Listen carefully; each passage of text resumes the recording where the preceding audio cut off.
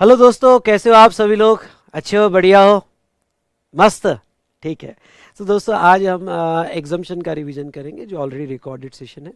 और उसके बाद में नेक्स्ट सेशन आपको आएगा और वो है invoice return payment of tax, यानी जो भी बचे हुए टॉपिक है उसका रिवीजन आपका नेक्स्ट सेशन जो लास्ट सेशन रहेगा वो 3 साढ़े 3 घंटे का रहेगा।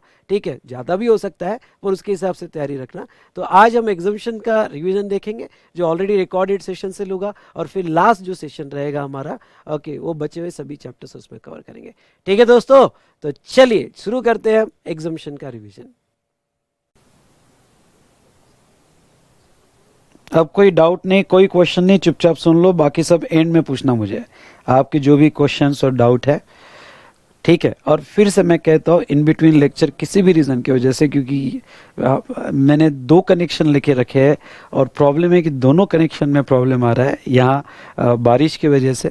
इसलिए इन बिटवीन अगर किसी की स्पीड कम हुई या हमारी स्पीड कम हुई तो रिकॉर्डेड सेशन अपलोड कर दिए जाएंगे, या फिर मेरे सॉफ्टवेयर जिसको मैंने रिपेयर किया है, फिक्स किया है, इसने अगर यूट्यूब के साथ लिंक छोड़ दिया तो मैं इमीडिएटली वापस कनेक्ट हो जाऊँगा, डोंट वरी। तो आपको इमीडिएटली मैं लाइव की लिंक वापस जनरेट करूँगा, तो आपने से वेट करना है, जाना नहीं है, एग्जिट नहीं होना है। क्लियर? यस और नो? बेटा क्वेश्चंस वगैरह सब बाद में आपके जो भी हो गए हिरल। ओके, आप बताइए यस, आर यू रेडी? सब यस कहिएगा, हम स्टार्ट करते हैं ना। एग्जाम्शन ये चैप्टर जो है बेटा, मैं आपको ये कहूँगा कि सेक्टर वाइज जाना तो आपको बहुत आसानी होगी। एग्जाम्शन में हमने देखा था बाहुबली की तबीयत खराब हुई। अगर आपने मेरा रेगुलर क्लास या फास्ट ट्रैक क्लास या बूस्टर क्लास किया होगा तो मैंने आपको यहाँ पे समझा, बाहुबली की तबीयत खराब हुई कि वो पूजा पाठ में लग गया, तबीयत खराब हुई, health care sector, charitable and religious sector. उसके बाद में उसके पास खेती थी, मतलब एग्रीकल्चर सेक्टर, खेती का बंटवारा करना था, इसलिए लॉयर को बुलाया गया, लीगल सेक्टर। याद आया कुछ आपको? हाँ, खेती का बंटवारा करना था, लॉयर को बुलाया गया, लीगल सेक्टर। उसके बाद में यहाँ पे उसके बहुत सारे रिलेटिव आए, पैसेंजर ट्रांसपोर्टेशन, अपने साथ बड़ी बड़ी पेटियाँ लाए, गुड्स ट्रांसपोर्टेशन। रिलेटिव को घर पे रुकने के लिए जगह नहीं थी, रेजिडेंशियल ड्वेलिंग, होटल में रुका गया, होटल वाली सर्विसेज। लेकिन इतने सारे रिलेटिव आने के बाद वो बड़े खुश हुए, जलवा हुआ एंटरटेनमेंट सेक्टर। तो ऐसे सेक्टर वाइज आप अगर एग्जाम्शन याद रखोगे तो आपको बहुत हेल्प होगी। और सेक्टर वाइज बेटा मैं आपको ये कहना चाहूँगा कि अगर कोई सेक्टर का प्रॉब्लम आए तो वो सेक्टर का प्रॉब्लम जो है ना, वो सेक्टर का प्रॉब्लम और आपके एग्जाम्शन जो अगर याद होगे तो उसमें आ गया कि बस दैट्स ऑल, ऐसा समझ जाना कि यस आपका एग्जाम्शन अच्छे से हो गया है। तो बेटा मैंने पढ़ते वक्त भी आपको सब इंपॉर्टेंट एग्जाम्शंस बताए थे, यहाँ पे भी मैं यहाँ इंपॉर्टेंट एग्जाम्शंस आपके साथ डिस्कस करूँगा। ठीक है, मैं भी अपने सामने बुक निकाल रहा हूँ, आप भी अपने सामने बुक रखिएगा। कवर पेज सबका अलग अलग रहेगा, मैं item wise cover page change करता हूँ। बुक पे सामने रखिएगा, थोड़ा रिव्यू हो जाएगा मेरे साथ, और मेरे सभी पॉइंट्स पे आप ध्यान रखिएगा। तो चलो शुरू करते हैं। ठीक है, यहाँ पे एग्जाम्शन बेटा सेक्शन 11 में कवर्ड होता है। ओके, उसके 2 टाइप के एग्जाम्शंस होते हैं, general exemption and special exemption. दोनों का डिफरेंस समझ लो। General exemption by notification in official gazette होता है, तो special exemption by special order होता है। General exemption normally in public interest होता है, तो स्पेशल एग्जाम्शन जो है ये भी पब्लिक इंटरेस्ट में होता है पर एक्सेप्शनल केस में होता है। जनरल एग्जाम्शन सबको अप्लीकेबल होता है, मोर देन 1% को अप्लीकेबल है। तो स्पेशल एग्जाम्शन जहाँ तक देखा जाए तो स्पेशल एग्जाम्शन यहाँ पे उसी को अप्लीकेबल है जिसको ऑर्डर दी गई है। ओके, तो स्पेशल एग्जाम्शन उसी को अप्लीकेबल है जिसको ऑर्डर दी गई है। जैसे charitable trust, goods of strategic nature, जिसको ऑर्डर दी गई है उसको ही स्पेशल एग्जाम्शन अप्लीकेबल रहेगा। तो ये कुछ डिफरेंस देखा था। एग्जाम्शन एब्सोल्यूट हो सकता है, एग्जाम्शन यहाँ पे कंटिन्यूअस हो सकता है।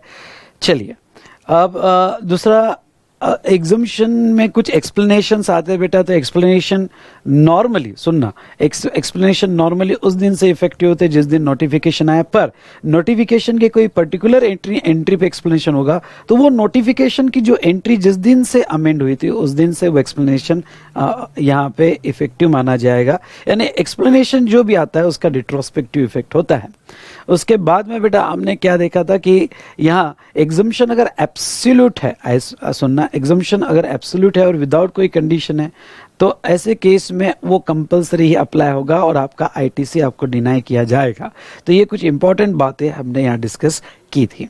चलिए नेक्स्ट बेटा, अब हम बात करें तो बात इसकी करेंगे कि एग्जम्पशन गुड्स के हमारे सिलेबस में नहीं है, सर्विसेज के एग्जम्पशन जो है हमारे सिलेबस में है।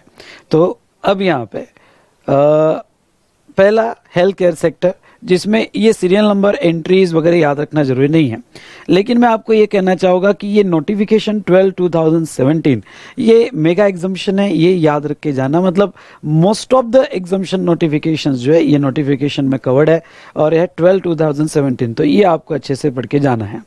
पहला हम लेंगे health care service by clinical establishment, authorise medical practitioners और पैरामेडिक्स। मतलब क्या, मतलब ये है कि अगर ये हेल्थ केयर सर्विस जो है, यहाँ पे हेल्थ केयर सर्विस अगर इन तीनों में से कोई भी अगर हेल्थ केयर सर्विस देगा तो एग्जम्पशन मिलेगा। आई रिपीट, तीनों में से कोई भी सर्विस देगा तो एग्जम्पशन मिलेगा। सबसे पहले वो क्लिनिकल एस्टेब्लिशमेंट होना चाहिए। क्लिनिकल एस्टेब्लिशमेंट की डेफिनेशन वैसे लर्न करने की कोई ज़रूरत नहीं है, पर hospital, nursing home, pathological lab, ये सभी क्लिनिकल एस्टेब्लिशमेंट है।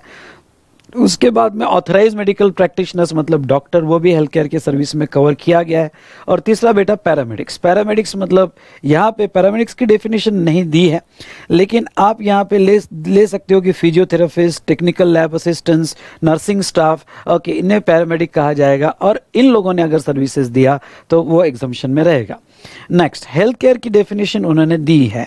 हेल्थ केयर की डेफिनेशन 3 पार्ट में डिफाइन की है, means, includes but does not includes. अब हेल्थ केयर की डेफिनेशन मीन्स मतलब क्या, मीन्स को थोड़ा मैं ऐसे समझाऊं, ओके, तो यहाँ पे डायग्नोसिस, ट्रीटमेंट और केयर, डायग्नोसिस, ट्रीटमेंट और care for illness, injury, pregnancy, abnormality and deformity. मतलब ओके, यहाँ पे DTC double iPad, 2 iPad DTC courier से भेजे गए। ये मेमोरी टेक्निक मैंने आपको पढ़ाई थी। तो ऐसे सिचुएशन में बेटा यहाँ जो है, प्लीज निशान, काजल, यहाँ पे इन बिटवीन कोई कमेंट मत पास करो। जो भी आपको मजाक करना है, मस्ती करना है, ओके, एंड के सेशन में आपके डाउट्स, क्वेश्चन, मजाक मस्ती के लिए टाइम रखेंगे। अभी आप पूरा ध्यान दीजिएगा। तो यहाँ पे बेटा ओके, डायग्नोसिस अगर करते हैं बाय 3% मतलब clinical establishment, authorise medical practitioners और पैरामेडिक्स, तो एग्जम्प्ट है। ट्रीटमेंट होगा तो एग्जम्प्ट है, केयर होगा तो एग्जम्प्ट है। केयर में एक सर्कुलर ही था, कैंटीन सर्विस है, उसके बाद में मार्जिन मनी रखा गया बाय हॉस्पिटल, उसके बाद में यहाँ पे रेंट, रूम रेंट है, ओके। तो ये सब सर्कुलर, जैसे सर्कुलर का सेशन मैंने डाल दिया है, तो ये सर्कुलर्स जो है ये भी केयर में आता है। और केयर अगर होगा और डबल iPad तो वो सिचुएशन में यहाँ पे यस, वो भी हेल्थ केयर में कवर किया जाएगा। लेकिन ये जो भी डायग्नोसिस, ट्रीटमेंट, केयर हो रहा है बाय दिस 3%, ये 3% ही करेंगे तो ये बेनिफिट मिलेगा। मतलब कोई अगर यस कोई ट्रीटमेंट दे रहा है और कोई साधु है, साधु संत है या तंत्र मंत्र वाला है, ओके, जो ऑथराइज मेडिकल प्रैक्टिशनर नहीं है, तो ऐसे केस में उसको बेनिफिट नहीं मिलेगा। वो 3 लोग होने चाहिए और 3 लोग ये diagnosis, treatment, care in double iPad होने चाहिए तो ये एग्जम्पशन मिलेगा। और ये डायग्नोसिस, ट्रीटमेंट, केयर जो कर रहा है वो यहाँ पे recognise system of medicine in India कर रहे हैं। रिकॉग्नाइज सिस्टम ऑफ मेडिसिन मतलब यहाँ पे उन्होंने, मैंने रेगुलर नोट्स में दिया, रिकॉग्नाइज सिस्टम ऑफ मेडिसिन मतलब योगा, नेचुरोपैथी, आयुर्वेदा, होम्योपैथी, सिद्धा, यूनानी, एलोपैथी, ये जो है रिकॉग्नाइज सिस्टम ऑफ मेडिसिन माना जाएगा। और इसमें बेटा आपका अगर कवर होगा तो यस डेफिनेटली यहाँ जो है वो ऑथराइज सिस्टम ऑफ मेडिसिन में पकड़ा जाएगा। उसके बाद में एम्बुलेंस सर्विस होगी, तो एम्बुलेंस सर्विस बेटा यहाँ जो है अगर हेल्थ केयर में कवर किया है और एम्बुलेंस सर्विस प्रोवाइड होती है पेशेंट्स को, तो वो भी एग्जम्पशन में दिया गया है। उसके बाद में बेटा उन्होंने जो एग्जम्पशन में यहाँ पे कवर किया है, यहाँ हेल्थ केयर में उन्होंने हेयर ट्रांसप्लांट और प्लास्टिक सर्जरी स्पेशली एक्सक्लूड किया है। मतलब क्या, इंपॉर्टेंट पॉइंट याद रखने लायक ये है कि हेयर ट्रांसप्लांट और प्लास्टिक सर्जरी जो है अगर ये होते हैं तो वो केस में लायबिलिटी आएगी। और वो लायबिलिटी बेटा आपको डॉक्टर टैक्स लगाएगा, और जो भी हेयर ट्रांसप्लांट करेगा या प्लास्टिक सर्जरी करेगा उसे टैक्स देना पड़ेगा। Is it clear? उसके बाद में नेक्स्ट अगर इंपॉर्टेंट बात हम करें तो हेयर ट्रांसप्लांट, इस पे एडजस्टमेंट आती है। हेयर ट्रांसप्लांट या प्लास्टिक सर्जरी अगर ट्रॉमा या कॉन्जेंटल डिसीज हो गई, एबनॉर्मलिटीज होगी और उसको क्योर करने के लिए होगा तो वो केस में आपको बेनिफिट दे दिया जाएगा। ओके, लेकिन hair transplant, plastic surgery, beauty treatment होगी तो वो सिचुएशन में आपको बेनिफिट नहीं दिया जाएगा दोस्तों। तो ये था regarding to health care service. दूसरा यहाँ मेरा प्रिंट करना रह गया, आप ऐड कर देना। ओके, और दूसरा यही एंट्री में एग्जम्पशन है कि अगर एम्बुलेंस सर्विस क्लिनिकल एस्टेब्लिशमेंट ने नहीं दिया, ऑथराइज मेडिकल प्रैक्टिशनर ने नहीं दिया, क्यों? क्योंकि अगर कोई हॉस्पिटल एम्बुलेंस सर्विस दे रहा है तो वो तो हेल्थ केयर में कवर होता है और उसका एग्जम्पशन है। लेकिन कोई भी प्राइवेट चैरिटेबल ट्रस्ट अगर ये एम्बुलेंस सर्विस दे रही है तो वो भी कवर्ड है। इसमें प्रिंट नहीं हुआ है, आपने ऐड कर देना, वो भी कवर है बेटा। और यहाँ पे यस, वो एम्बुलेंस सर्विस को भी बेनिफिट दिया जाएगा। दूसरा एग्जम्पशन ये सेक्टर में प्रिजर्वेशन ऑफ स्टेम सेल्स।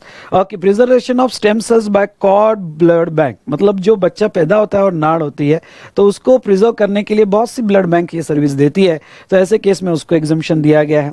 उसके बाद में yes, treatment of disposal of biomedical waste of clinical establishment by operator. अब सुनो, जो क्लिनिकल एस्टेब्लिशमेंट सर्विस देगी हेल्थ केयर के डेफिनेशन में जो आता है, तो क्लिनिकल एस्टेब्लिशमेंट अगर सर्विस देगी तो एग्जम्प्ट है, और वो भी ओनली हेल्थ केयर। मतलब अगर आपके हॉस्पिटल में जिम का सर्विस होगा तो वो एग्जम्प्ट नहीं है, या कोई अदर सर्विस होगा जो हेल्थ केयर के डेफिनेशन में नहीं आता है तो उसको एग्जम्पशन नहीं मिलेगा। ओके, क्लिनिकल एस्टेब्लिशमेंट जो सर्विस देती है उसको एग्जम्पशन है, पर जो सर्विस लेती है उसको एग्जम्पशन नहीं। मतलब क्लिनिकल एस्टेब्लिशमेंट बहुत सारी सर्विसेज लेती है, सिक्योरिटी गार्ड सर्विस लेती है, ऑडिटिंग, अकाउंटिंग, टेलीफोन, दुनिया भर की सर्विसेज लेती है, तो उसको कोई एग्जम्पशन नहीं है। लेकिन एक सर्विस अगर क्लिनिकल एस्टेब्लिशमेंट को दिया गया, और वो कौन सी सर्विस दिया गया बेटा? ओके, तो सर्विस दिया गया treatment of disposal of biomedical waste. मतलब बायोमेडिकल वेस्ट जो यहाँ पे क्लिनिकल एस्टेब्लिशमेंट का बायोमेडिकल वेस्ट निकलता है, उसकी ट्रीटमेंट के लिए बहुत से प्राइवेट ऑपरेटर्स होते हैं और बाय लॉ वो कंपल्सरी करवाना पड़ता है। ओके, तो वो यहाँ पे ट्रीटमेंट करवाना पड़ता है, तो वो सिचुएशन में कोई प्राइवेट ऑपरेटर अगर बायोमेडिकल वेस्ट का ट्रीटमेंट कर रहा है तो वो केस में उसको भी एग्जम्पशन दिया गया है। हाँ, हेल्थ केयर सिर्फ ह्यूमन का ध्यान नहीं रखा है, वेटरनरी डॉक्टर जो एनिमल बर्ड्स का हेल्थ केयर का भी उन्होंने यहाँ पे ध्यान रखा है। उसके बाद में एक एग्जम्पशन ये सेक्टर का जो है service provided by rehabilitation professional by of rehabilitation therapy and counselling. लेकिन इसको थोड़ा अगर आप डिटेल में बुक में पढ़ोगे, एग्जम्पशन मैंने समराइज करके दिया है, तो मैं ये कहूँगा कि एग्जम्पशन प्योरली चार्ट बेस्ड नहीं होगा, आपको साथ साथ में बुक पढ़नी पड़ेगी। और कहीं आपको ऐसा लगता है कि नहीं इसके एक्स्ट्रा पॉइंट लिखने है तो स्टिकी नोट लेना और एक्स्ट्रा पॉइंट लिख लेना। अब जैसा रिहेबिलिटेशन सेंटर्स हो गए, और ये रिहेबिलिटेशन सेंटर्स अगर गवर्नमेंट के हो गए या चैरिटेबल इंस्टीट्यूट के हो गए या गवर्नमेंट एजेंसीज के हो गए, और वहां पे किसी प्रोफेशनल्स ने यहाँ सर्विसेज दिया ओके रिहेबिलिटेशन थेरेपी और काउंसलिंग का, तो वो केस में एग्जम्पशंस दिया जाएगा। तो ये कुछ इंपॉर्टेंट एग्जम्पशन थे हेल्थ केयर सेक्टर के। उसके बाद में यहाँ पे तो बाहुबली की तबीयत खराब हुई हमारी स्टोरी के हिसाब से, ना वो पूजा पाठ में लग गया। अब वो पूजा पाठ में लग गया तो बेटा यहाँ पूजा पाठ में आ जाइए। ये सेक्टर में मैंने 4 एग्जम्पशंस लिए। पहला कि चैरिटेबल ट्रस्ट ने अगर सर्विसेज दिया तो उसका क्या होगा। उसके बाद में यहाँ पे रिलीजियस एक्टिविटी के लिए एग्जम्पशन है। तीसरा रेंटिंग ऑफ प्रेसिंग्स, और यहाँ पे कैलाश मानसरोवर या हज पिलग्रिमेज के लिए ओके सर्विसेज दिया तो एग्जम्पशन क्या होगा। ये जो चैरिटेबल और रिलीजियस सेक्टर है इसमें से ओके पहला वाला जो है ना चैरिटेबल एक्टिविटी, इसके ऊपर क्वेश्चन आ सकता है और ये बुक में से अच्छे से पढ़ के जाना है। अगर कोई चैरिटेबल इंस्टीट्यूट, ये एग्जम्पशन सभी चैरिटेबल इंस्टीट्यूशन को नहीं दिया गया, ये एग्जम्पशन वही चैरिटेबल इंस्टीट्यूट को दिया गया जो section 12A of income tax act में रजिस्टर्ड है और वो चैरिटेबल एक्टिविटीज दे रही है। मतलब चैरिटेबल ट्रस्ट जो section 12AA of income tax act में रजिस्टर्ड है सबको एग्जम्पशन नहीं है, मतलब उनके सभी एक्टिविटीज को एग्जम्पशन नहीं है। जो चैरिटेबल पर्पस होगा और वो चैरिटेबल एक्टिविटीज के डेफिनेशन में आती होगी तो ही एग्जम्पशन मिलेगा। मैं आपको ये कहूंगा कि चैरिटेबल एक्टिविटीज की लिस्ट जो है बुक में दी गई है। अगर आपने मेरे साथ बुक ओपन की होगी तो यहाँ पे care for counselling and etcetera, उसके बाद में काउंसलिंग फॉर एड्स, उसके बाद में public awareness, advancement, yoga, religious spiritual activity, तो ऐसी कुछ एक्टिविटीज़ उन्होंने कवर की है, वो चैरिटेबल एक्टिविटीज़ के डेफिनेशन में आता है। ये लिस्ट लर्न नहीं करना है पर अच्छे से पढ़ के जाना है, सो दैट कि अगर इसका कोई, क्योंकि चैरिटेबल इन सेक्टर का अगर कोई पॉइंट आ जाए और आपको ये क्लिक होना चाहिए कि ये लिस्ट में कवर्ड नहीं है, तो उसके ऊपर टैक्स आपको लगाना पड़ेगा। तो चैरिटेबल एक्टिविटी की लिस्ट आपने अच्छे से पढ़ के जाना है। चलो, उसके बाद में religious activity, conduct of religious ceremony, मतलब क्या कि जो पंडित है या जो रिचुअल्स होते हैं हमारे, वो रिचुअल्स जो है यहाँ पे उसको पढ़ने का और उसमें कि यहाँ पे रिलीजियस एक्टिविटी करने का जिसको अथॉरिटी है, जैसे पंडित है कि मौला है, तो उनकी जो एक्टिविटी और उनको यहाँ पंडित को दक्षिणा मिलती है, तो वो दक्षिणा जो है यहाँ पे उसके ऊपर जीएसटी नहीं आएगा। जरूरी है बेटा, नहीं तो यहाँ पे तो वो कहेगा ओम स्वाहा दक्षिणा विद जीएसटी, तो ये गड़बड़ हो जाएगी। उसके बाद में बेटा नेक्स्ट एग्जाम्पशन, ये अच्छे से पढ़ के जाना, ये भी एग्जाम्पशन पे क्वेश्चन पूछा गया है। और वो क्या है, ये एग्जाम्पशन एक्चुअली रेंटिंग का है, तो रेंटिंग सेक्टर का है, आगे रेंटिंग सेक्टर हम अलग से देखेंगे।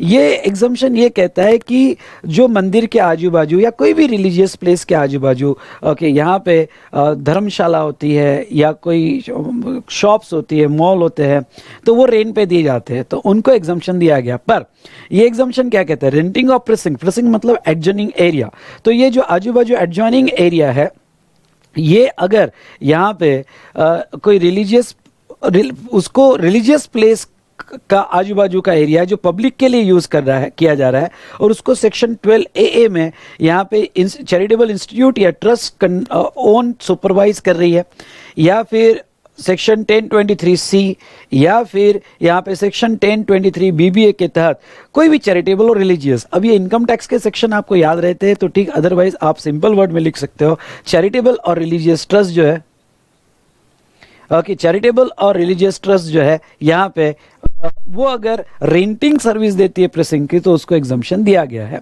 बेटा जिसको चार्ट बुक शिपिंग के जो भी आपके क्वेश्चंस हो गए, मैं यहाँ एंड में एंटरटेन करूँगा।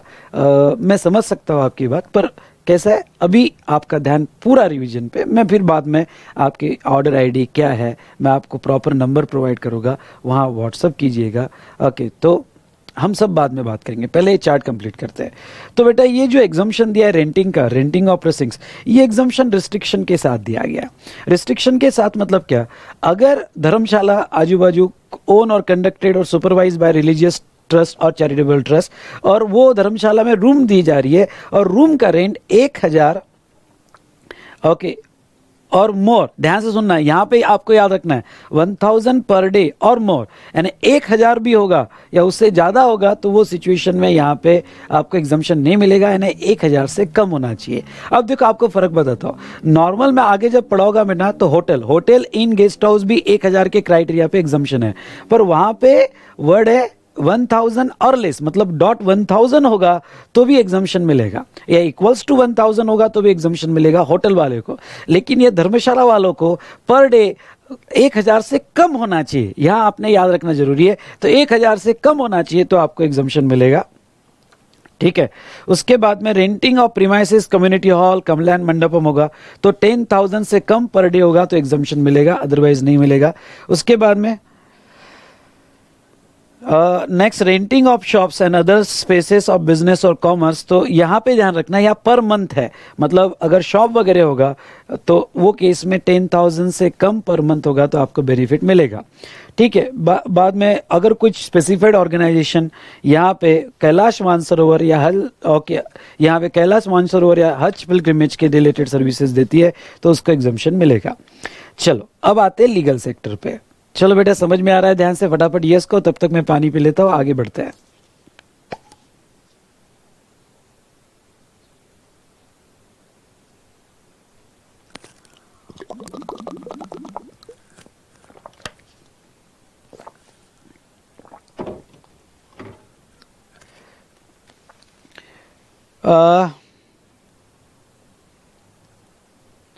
वैभव जो प्रेसिंग्स है वो नॉर्मली कनेक्टेड होना चाहिए तो ज़्यादा इंपॉर्टेंट होगा, अगर दूर होगा 15-20 किलोमीटर दूर होगा, कनेक्टेड नहीं होगा तो उसके एग्जाम्पशन डिनाई हो सकते हैं।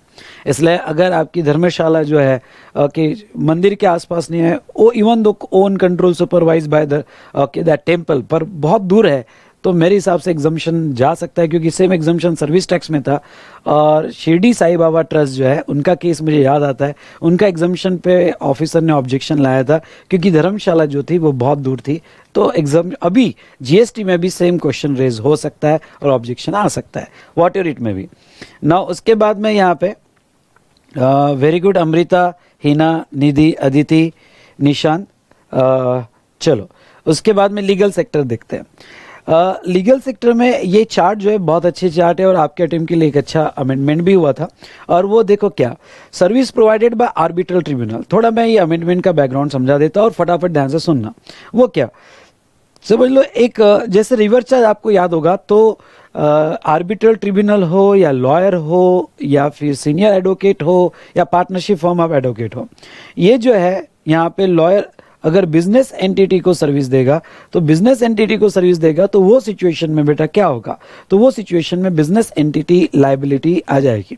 अब बिजनेस एंटिटी की डेफिनेशन बहुत वाइडर स्कोप में, बिजनेस एंटिटी की डेफिनेशन में बिजनेस की 9 एक्टिविटीज, अगर आपको डेफिनेशन याद होगी तो बिजनेस की 9 एक्टिविटी कवर होती है, और हर वो एंटिटी, फिर क्यों ना इंडिविजुअल हो, वो 9 में से कोई भी एक्टिविटी करता है जो बिजनेस की डेफिनेशन में डिफाइन किया गया, उसे बिजनेस एंटिटी कहा जाएगा।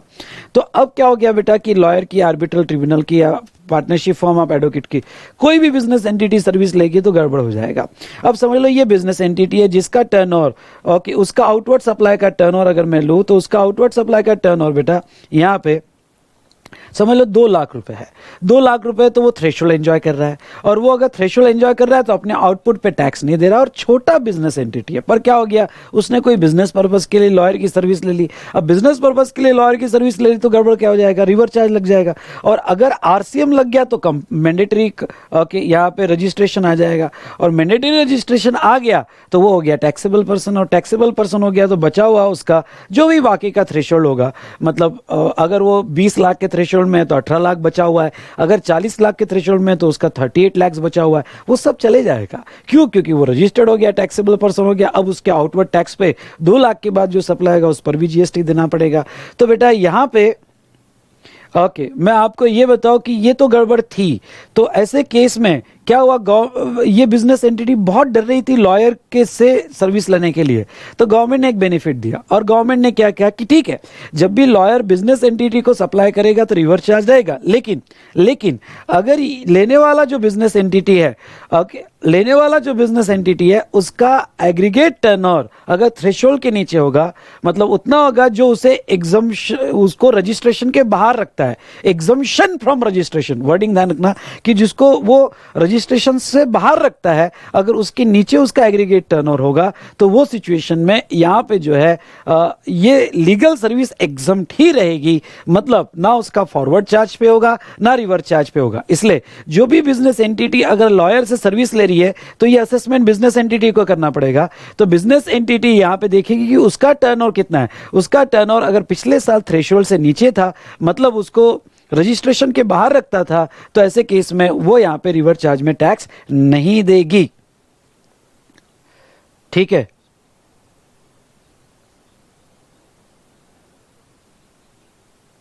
तो रिवर्स चार्ज में टैक्स नहीं देगी बेटा। उसके बाद में नेक्स्ट यहां पे चलो, तो अब ये चार्ट का लॉजिक आपको समझ में आएगा। तो आर्बिट्रल ट्रिब्यूनल कहो या service of individual advocate, firm of advocate, other than senior advocate, ये कहो, ये सबके लिए चार्ट सेम है। इसलिए जो पहले 3 पॉइंट पढ़ा होगा वो सबके लिए सेम है, बाकी एक पॉइंट में जहां डिफरेंस है वो आपके लिए यहां बता दूंगा। और वो क्या बेटा, वो देखिएगा, अगर बिजनेस एंटिटी को उन्होंने तीनों में सेम बिजनेस एंटिटी को सप्लाई किया और उस बिजनेस एंटिटी को उन्होंने लीगल सर्विस जो दिया, आर्बिट्रल ट्रिब्यूनल हो या बाकी हो, उसका turnover in preceding financial year okay उतना है जो उसे रजिस्ट्रेशन से एग्जम्पशन दिलवा सकता है, मतलब रजिस्ट्रेशन से बाहर रख सकता है। पिछले साल का टर्नओवर अगर उसको पिछला रजिस्ट्रेशन के बाहर रखता है तो करंट ईयर में एग्जम्पशन मिल जाएगा। अब ये आप पॉइंट ध्यान रखना, ये जो है करंट ईयर का एग्जम्पशन पिछले साल के बेस पे है। और aggregate turnover, I repeat, aggregate turnover की डेफिनेशन आपको पता है, तो एग्रीगेट टर्नओवर उसका, तो अब ऐसा हो सकता है कि पिछले साल मेरा टर्नओवर जो था 15 लाख ही था, मैं रजिस्ट्रेशन के बाहर था, तो करंट ईयर में मेरा टर्नओवर 200 करोड़ क्यों ना हो जाए, उससे लेना देना नहीं। जितनी भी लीगल सर्विस मैं करंट ईयर में लूंगा वो एग्जाम्प्ट रहेगी। फिर मैं करंट ईयर में लीगल सर्विस 500 करोड़ की क्यों ना लो, उसके ऊपर जीएसटी नहीं आएगा, क्योंकि पिछले साल के बेस पे मुझे करंट ईयर में पूरा एग्जम्पशन मिल जाएगा। और अगर आपका टर्नओवर पिछले साल थ्रेशोल्ड से ज्यादा होगा तो वो केस में बेटा यहाँ पे करंट ईयर में आपको जीएसटी देना पड़ेगा। इसके बारे में अगर और डिटेल एनालिसिस करना है तो आप मेरा एग्जम्पशन अमेंडमेंट का लेक्चर जरूर देखिएगा। मैंने बहुत अच्छा एनालिसिस किया है, तो अमेंडमेंट के लेक्चर में लीगल सर्विस का एनालिसिस बहुत अच्छे से किया है, उसको आपको देखना है। मैं यहां सिर्फ रिवाइज करके दूंगा। तो बेटा यहां पे now to non business entity अगर सर्विस होगा, अब ये तो हमने देख लिया बिजनेस एंटिटी का प्रीसीडिंग फाइनेंशियल ईयर के बेस पे उन्होंने एग्जम्पशन दिया है। बाकी अगर नॉन बिजनेस एंटिटी को यानी ऐसे कोई पर्सन को सर्विस दिया जो बिजनेस एंटिटी नहीं है तो एग्जम्प्ट है। Central government, state government, local authority को दिया तो सर्विसेज एग्जम्प्ट है। सेम पहले 3 एग्जम्पशन जो है बेटा वो 3 एग्जम्पशन यहाँ एडवोकेट को है अदर देन सीनियर एडवोकेट। लेकिन ये वाला एग्जम्पशन ये एडिशनल एग्जम्पशन है। और वो कौन सा? अगर एक इंडिविजुअल एडवोकेट या फर्म ऑफ एडवोकेट दूसरे इंडिविजुअल एडवोकेट या फर्म ऑफ एडवोकेट को सर्विसेज देती है तो वो एग्जम्पशन में रहेगा, ख्याल रहे। लेकिन सीनियर एडवोकेट में भी जो है ये 3 एग्जम्पशन सेम है, ओके, बिजनेस एंटिटी एक्सेट्रा। लेकिन जो ये वाला एग्जम्पशन है ये आपको याद रखना है। और ये वाला एग्जम्पशन क्या,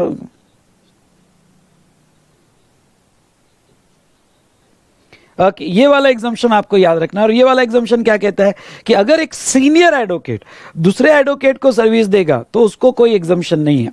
हाँ, अगर एक नॉर्मल एडवोकेट, ध्यान से सुनना, एक नॉर्मल एडवोकेट या फर्म एडवोकेट दूसरे एडवोकेट को सर्विस दे, फिर दूसरा एडवोकेट जो है वो नॉर्मल एडवोकेट हो या सीनियर एडवोकेट हो, एक नॉर्मल एडवोकेट दूसरे एडवोकेट को सर्विस दे रहा है तो एग्जम्पशन है। लेकिन अगर सप्लायर सीनियर एडवोकेट है, ध्यान से सुनना, सप्लायर सीनियर एडवोकेट है और लेने वाला कोई भी दूसरा एडवोकेट होगा, फिर कोई भी दूसरा एडवोकेट में नॉर्मल एडवोकेट हो या सीनियर एडवोकेट हो या फर्म ऑफ एडवोकेट हो, वहां कोई एग्जम्पशन नहीं है। दूसरी बात, अब वहां एग्जम्पशन नहीं है तो टैक्स लगेगा। अब टैक्स लगेगा तो इसका टैक्स कौन देगा? ओके, तो ऐसे केस में नो डाउट अगर सीनियर एडवोकेट किसी और को सर्विस देता है और वो बिजनेस एंटिटी होगी तो रिवर्स चार्ज लगता है। नाउ ये एडवोकेट बिजनेस एंटिटी है, क्यों? क्योंकि बिजनेस के डेफिनेशन में प्रोफेशन आता है। तो एक सीनियर एडवोकेट दूसरे एडवोकेट को सर्विस दे रहा है तो उसे सर्विस टू बिजनेस एंटिटी माना जाएगा। अगर उसे सर्विस टू बिजनेस एंटिटी माना जाएगा तो जो दूसरा वाला एडवोकेट सर्विसेज ले रहा है रिवर्स चार्ज में उसे टैक्स देना पड़ेगा, रिवर्स चार्ज में उसे टैक्स देना पड़ेगा। Be clear here. उसके बाद में लेकिन अगर ये बिजनेस एंटिटी माना जा रहा है तो ये जो पहला वाला एग्जम्पशन है जो लास्ट ईयर के थ्रेशोल्ड के बेसिस पे एग्जम्पशन दिया गया है, क्या एग्जम्पशन ये एडवोकेट ले सकता है? तो बिल्कुल ये एडवोकेट वो एग्जम्पशन ले सकता है। तो ये बेटा यहाँ पे लीगल सेक्टर के एग्जम्पशन इस बार पढ़ के जाना। इस पे अमेंडमेंट भी है, अमेंडमेंट से रिलेटेड लेक्चर देख लेना, डिटेल एनालिसिस मैंने किया हुआ है अमेंडमेंट में, पर ये वाला एरिया अच्छे से पढ़ के जाना है, ठीक है। नाउ बाहुबली की तबीयत खराब हो गई, वो पूजा पाठ में लग गया, उसके पास खेती थी, खेती का बंटवारा करना था, इसलिए लॉयर को बुलाया गया। तो चलो नेक्स्ट सेक्टर लेते हैं बेटा, एग्रीकल्चर सेक्टर। अब ये एग्रीकल्चर सेक्टर जो है ध्यान से सुनिएगा, ये एग्रीकल्चर सेक्टर क्या कहता है।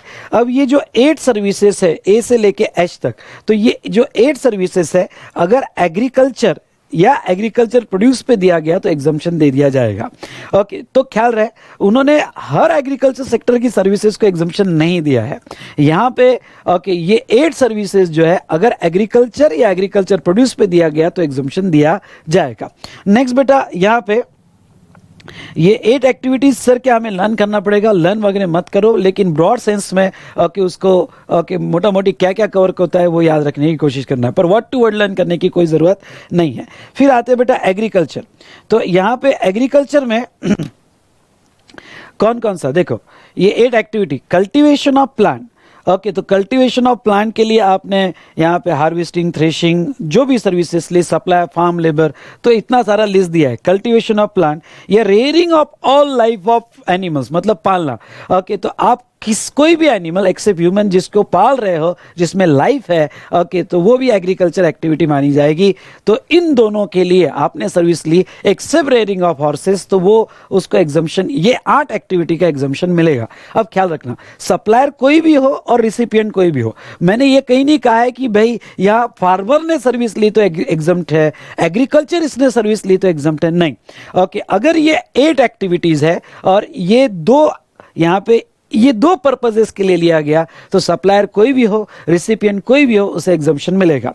लेकिन ये जो आप कल्टीवेशन ऑफ प्लांट कर रहे हो या रेयरिंग ऑफ एनिमल्स कर रहे हो एक्सेप्ट हॉर्सेस, ये कुछ स्पेसिफिक पर्पस के लिए होगा तो ही एग्रीकल्चर सेक्टर में माना जाएगा। अब वो स्पेसिफिक पर्पस यानी क्या, तो ये for food, fibre, fuel, raw material या अदर सिमिलर प्रोडक्ट, मतलब कल्टीवेशन कर रहे हो फूड फाइबर मिलने के लिए या रेयरिंग ऑफ एनिमल्स कर रहे हो फूड फाइबर मिलने के लिए, तो ही आपको एग्जम्पशन दिया जाएगा। चलो अच्छी बात है। मतलब आप घर में आंगन में और आपके बंगलों के आंगन में अगर प्लांट कल्टीवेट कर रहे हो और शो प्लांट कल्टीवेट कर रहे हो जिससे कोई फूड फाइबर फ्यूल नहीं मिलने वाला है, तो फिर उसको एग्जम्पशन नहीं मिलेगा, क्योंकि वो एग्रीकल्चर एक्टिविटी नहीं मानी जाएगी। Is it clear? क्यों? क्योंकि उससे कोई फूड फाइबर मिलने का ऑप्शन नहीं है। लेकिन अगर फ्लोरिकल्चर है, हॉर्टिकल्चर है, सेरीकल्चर है, मतलब सिल्क वर्म वगैरह, या हनीबीज फार्म है, ओके, गोट फार्म है, rearing of animals, goat farm है, हनीबीज फार्म है, या पोल्ट्री फार्म है, उसके लिए अगर आपने 8 में से कोई भी एक्टिविटी लिया तो एग्जम्पशन दे दिया जाएगा, क्योंकि वो फूड फाइबर के लिए माना जाएगा। नेक्स्ट बेटा आते हैं एग्रीकल्चर प्रोड्यूस के डेफिनेशन पे। ये एग्रीकल्चर प्रोड्यूस का डेफिनेशन क्या है? Means any produce from agriculture, मतलब ये दो एक्टिविटी से आने वाला कोई भी प्रोड्यूस, यानी कल्टीवेशन ऑफ प्लांट से या रेयरिंग ऑफ एनिमल से आने वाला कोई भी प्रोड्यूस, वो एग्रीकल्चर प्रोड्यूस माना जाएगा, वो एपी माना जाएगा। तो यहाँ पे जहां तक मैं आपको कह दूं तो एग्रीकल्चर प्रोड्यूस बुक अगर आपके सामने होगी तो मैं फटाफट आपको कह दूं, टोमेटो एग्रीकल्चर प्रोड्यूस है, पर टोमेटो केचप जो है एग्रीकल्चर प्रोड्यूस नहीं है। ओके, क्यों नहीं है बता देता हूं। क्योंकि कोई भी प्रोड्यूस जो एज इट इज निकला है, जिसके ऊपर कोई आपने कोई प्रोसेसिंग ना की हो, हाँ उनकी कंडीशन है एपी तब तक ही बोला जाएगा जब तक आपने जो है यहाँ पे कोई प्रोसेसिंग नहीं किया जाए, प्रोसेसिंग नहीं कर रहे हो।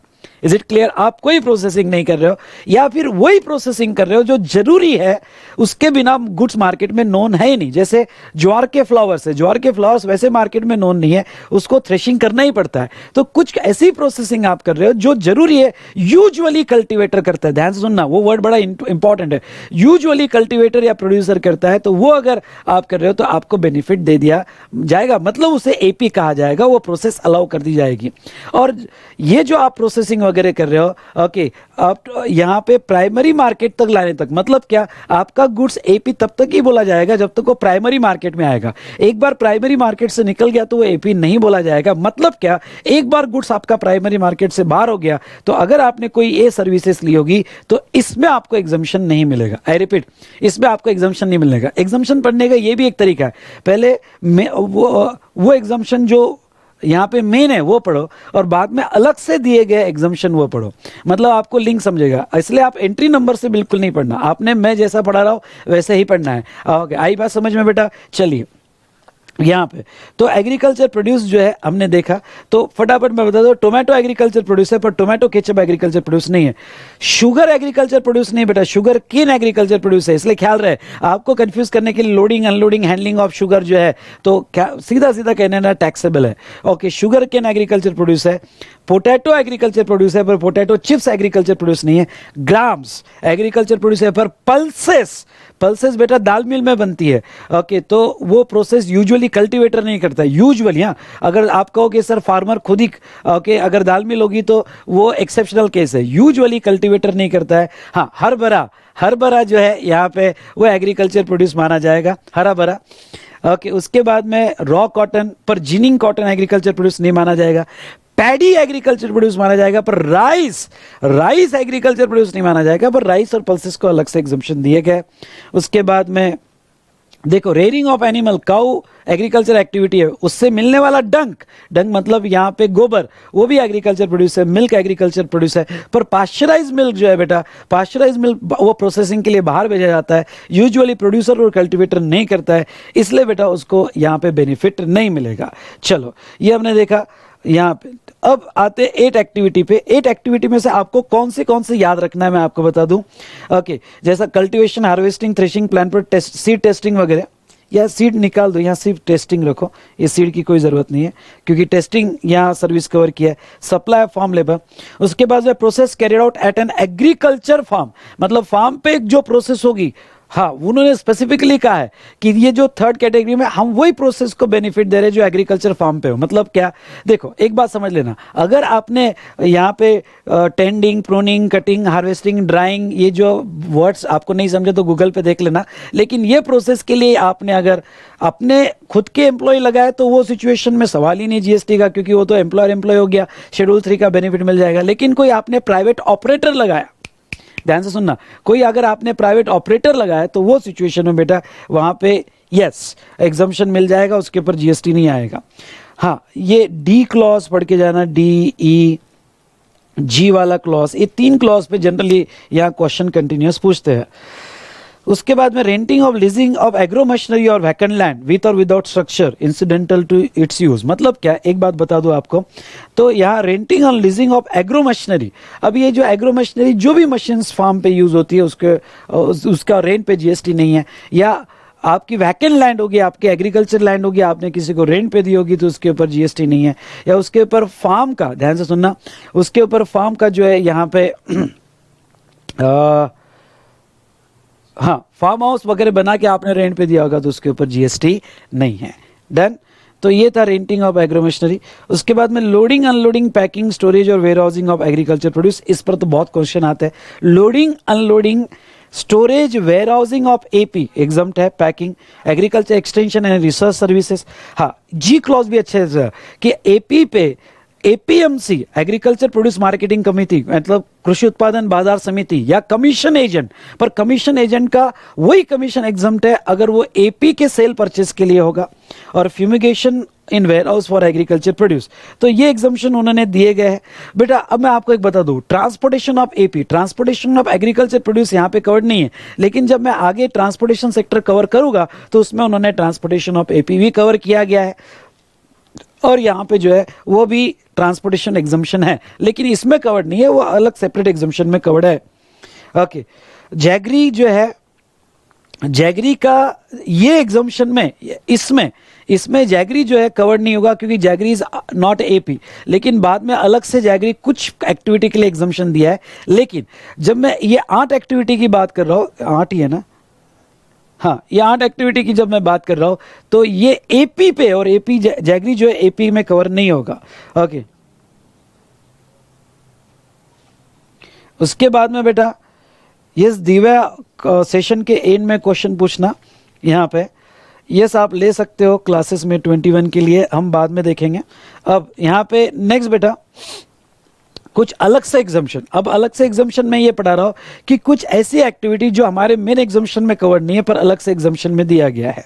ओके, पहला, carrying out an intermediate production process as a job work in relation to agriculture. अब देखो ये जो एग्जम्पशन क्या कहता है, इंटरमीडिएट प्रोडक्शन प्रोसेस, मतलब ओके जो इंटरमीडिएट प्रोसेस है, जो बीच वाली प्रोसेसेस है, उसको एग्जम्पशन दिया गया है। मतलब क्या कि एक एग्जांपल के तौर पे एक बहुत सी बार ऐसे होता है कि छोटा प्लांट कुछ इंचेस तक कल्टीवेट होता है, फिर उसको निकाला जाता है, प्रोसेसिंग के लिए भेजा जाता है और वापस उसको कल्टीवेट किया जाता है। तो जो निकाल के प्रोसेसिंग के लिए भेजा इंटरमीडिएट प्रोसेस ऑफ एग्रीकल्चर, तो वो इंटरमीडिएट प्रोसेस एग्जम्प्ट है। सवाल ये पूछा गया था ये एरिया में, क्या कि यहाँ पे पैडी को निकाल के राइस बनाने के लिए राइस मिल में भेजा तो क्या वो इंटरमीडिएट प्रोसेस मानी जाएगी? तो आंसर ये बेटा नहीं, वो इंटरमीडिएट प्रोसेस नहीं मानी जाएगी। क्यों? क्योंकि पैडी बन चुका था और पैडी बनने के बाद राइस जो एक सेपरेट प्रोडक्ट तैयार हो रहा है और वो यूजुअली प्रोड्यूसर और कल्टीवेटर नहीं कर रहा है, इसलिए paddy to rice intermediate process नहीं मानी जाएगी, उसके ऊपर जीएसटी आएगा जो भी उसके चार्जेस होंगे। ओके, इंटरमीडिएट प्रोसेस मतलब जा रहा है और वापस हमारे प्रोसेस कल्टीवेशन या रेयरिंग ऑफ एनिमल्स में आ रहा है, तो वो केस में इंटरमीडिएट प्रोसेस बोला जाएगा। फ्यूमिगेशन इन वेयर हाउस वो ऑलरेडी कवर्ड है, पर ठीक है उसको अलग से भी एग्जम्पशन दिया गया है। सीरियल नंबर 57 में service by way of pre conditioning, pre cooling, ripening, waxing, retail packing, labelling of fruits and vegetable. अब मैं आपको बता दूं, फ्रूट्स और वेजिटेबल वो एपी है क्योंकि डायरेक्ट फार्म से निकला है विदाउट एनी प्रोसेस, तो फ्रूट्स और वेजिटेबल एपी है। लेकिन यहां पे अगर आप देखते हो तो ये 8 एक्टिविटी में यहां पे प्राइमरी मार्केट तक ही बेनिफिट्स है। मतलब अगर गुड्स प्राइमरी मार्केट से निकल गया तो बहुत सी बार एप्पल पे जैसे वैक्सिंग, लेबलिंग किया जाता है, रिटेल पैकिंग किया जाता है, तो वो हमारे मेन एग्जम्पशन में कवर नहीं होता है। लेकिन अगर फ्रूट्स और वेजिटेबल होगा तो उसको अलग से एंट्री में कवर किया और उसकी कुछ एक्टिविटी जैसे pre conditioning, pre cooling, ripening, waxing, retail packing, labelling वगैरह, तो इसको एग्जम्पशन दिया गया है। उसके बाद में service of loading, unloading, warehousing, packing, storage of rice, cotton, gin और बेल्ट। सॉरी, ये निकाल दो, यहाँ बाय मिस्टेक आ गया है। ओके, आपने चार्ट में ये करेक्शन कर लेना, ठीक है। Services of loading, unloading, warehousing, packing, storage of rice ही है बेटा। तो अब यहाँ पे बेटा जो राइस है, राइस एपी नहीं है, तो अब ध्यान से सुनना, राइस एपी नहीं है, लेकिन यहाँ ये जो 8 एक्टिविटी का बेनिफिट उसको नहीं मिला, लेकिन यहाँ पे स्पेशली राइस को loading, unloading, warehousing, packing, storage को अलग से एग्जम्पशन दिया गया है, ओनली फॉर राइस। उसके बाद में नेक्स्ट बेटा यहाँ पे, हाँ 24B, ये एंट्री पढ़ के जाना। तो 24B में services by way of storage of warehousing of cereals. अब storage of warehousing of cereals, अब मैं आपको थोड़ा ये एंट्री, जब 24B आप बुक में से पढ़ोगे तो ये एंट्री के बारे में कुछ बातें आपके साथ डिस्कस करना चाहूँगा। अब ये एंट्री के बारे में मैं क्या बात डिस्कस करना चाहता हूँ बेटा, यहाँ पे सुन लो ध्यान से। ये जो एंट्री है यहाँ पे ये 24B, तो ये अमेंडमेंट है और आपके टीम के लिए जो अमेंडमेंट रहेगी रिसेंटली एडेड है। ये एंट्री के बारे में, इसमें कुछ प्रोडक्ट ऐसे जो एग्रीकल्चर प्रोड्यूस है, यानी वेजिटेबल्स हुए, उसके बाद में फ्रूट्स हुए, कुछ प्रोडक्ट्स है, तो उसको वो तो अगर फ्रूट्स है, वेजिटेबल्स है, उसका अगर वेयरहाउसिंग है तो वो तो हमारे मेन एंट्री में कवर हो जाता है। मेन एंट्री मतलब यहाँ पे जो एग्रीकल्चर सेक्टर की एंट्री है।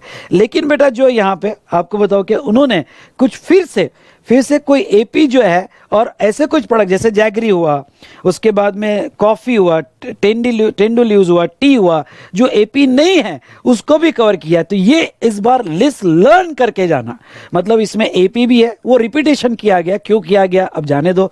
ओके, जो एपी, कुछ प्रोडक्ट एपी रहेंगे, कुछ प्रोडक्ट नहीं एपी होंगे, तो एपी नहीं भी होंगे पर ये लिस्ट में आ रहे हैं, तो उसका एक सर्विस सुनना, उसका एक सर्विस एग्जम्प्ट है और वो है वेयर हाउसिंग। ओके, तो उसका वेयर हाउसिंग सर्विस एग्जम्प्ट है। इस बार ये एंट्री जो है बहुत अच्छे से यहाँ पे आपको पढ़ के जाना है। और service by of artificial insemination, मतलब ये एनिमल्स के केस में जो स्पर्म डोनर्स होते हैं, ओके, तो बिग बुल है और उसका स्पर्म जो है वो होते हैं ऐसे विलेज एरिया में, तो वो आर्टिफिशियल इंसेमिनेशन सर्विस जो होती है तो उसको भी एग्जम्पशन दिया गया है। तो इस तरह से हमने यहाँ पे एग्रीकल्चर सेक्टर का खत्म किया बेटा। यस, आया समझ में आप सभी को? चलो आगे बढ़ते हैं।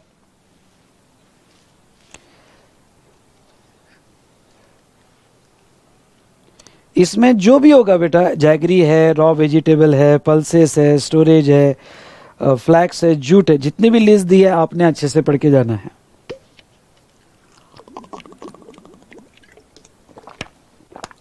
और मैं आपको एक बात कह दूं, और वो बेटा ये कि मैंने बहुत से यहाँ समरी ली है, रेगुलर बुक के साथ पढ़ना है, कुछ अगर पॉइंट छूट गया तो आपको ऐड कर देना है, ठीक है? चलिए, अतुल, निशांत, हिना, गुड। अब आते हैं नेक्स्ट।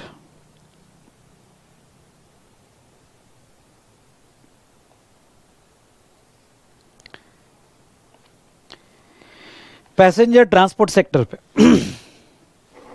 यस आ जाइए पैसेंजर ट्रांसपोर्ट सेक्टर पे। ओके, तो बाहुबली की तबीयत खराब हुई, वो पूजा पाठ में लग गया, चैरिटेबल रिलीजियस सेक्टर। उसके बाद में उसके पास खेती थी, एग्रीकल्चर सेक्टर, खेती का बंटवारा करना था, इसलिए लॉयर को बुलाया गया, बहुत सारे रिलेटिव आए। Okay, passenger goods, passenger transport sector. अब मैंने रेगुलर क्लास में या फास्ट ट्रैक या बूस्टर में आपको पिक्टोरियल प्रेजेंटेशन भी पढ़ाया है, चार्ट भी पढ़ाया हुआ है, तो आपको जो इजी लगता है वो जो है वो इजी वे में आप ये सेक्टर के जितने भी एग्जम्पशन है वो देख सकते हो। तो पहले तो मैं आते हैं, इंडिया में पैसेंजर कौन कौन से मोड से ट्रांसपोर्ट किए जाते हैं। तो इंडिया में पैसेंजर जो है यहाँ पे by road, by railway, by water, by air. Okay, और एक मोड है रोपवे। रोपवे मैंने कवर नहीं किया है पर ठीक है, आप लिखना है तो लिख देना रोपवे। तो इतने मोड से जो है बेटा यहाँ ट्रांसपोर्टेशन किया जाता है। तो पहले बाय रोड ले लेते हैं। रोड के केस में बेटा बसेस होगी और कैब, टैक्सीज वगैरह हो गया। ओके, अब ध्यान से सुनना मेरी बात, बिना दिमाग में कोई थॉट आते हुए ये फटाफट मेरे साथ रिवाइज कर लेना।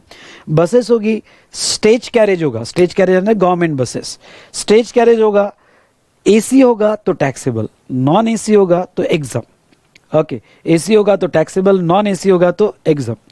अगर कॉन्ट्रैक्ट कैरेज यानी प्राइवेट बसेस होगी, एसी होगी तो टैक्सेबल, और नॉन एसी होगी तो नॉन एसी प्राइवेट बसेस होगी तो वैसा तो एग्जाम। लेकिन अगर वो स्पेशल किसी टूर के लिए दी जा रही है, यानी प्राइवेट बसेस किसी टूर के लिए 2 दिन के लिए 3 दिन के लिए दिया जा रहा है, या चार्टर या हायर कोई कंपनी को दिया जा रहा है तो taxable, otherwise exam. Okay, non AC buses. तो आपको एक बात कहूँ क्या, वो स्टेज कैरेज हो या गवर्नमेंट बसेस हो या प्राइवेट बसेस हो, वैसे तो नॉन एसी एग्जम्प्ट है और दोनों केस में एसी टैक्सेबल है। लेकिन नॉन एसी अगर कॉन्ट्रैक्ट कैरेज है और ये स्पेशल हायर चार्टर या टूरिज्म के लिए दिया जाता है तो टैक्सेबल है। पर स्टेज कैरेज में गवर्नमेंट बसेस अगर कोई ट्रिप के लिए, टूरिज्म के लिए, चार्टर के लिए, हायर के लिए दिया गया तो उसको एग्जम्पशन मिलेगा, वहां टैक्सेबल नहीं है। ये टैक्सेबिलिटी सिर्फ कॉन्ट्रैक्ट कैरेज के केस में ही है, इस बात का आपको पूरा ध्यान देना है। ये भाई बात समझ में।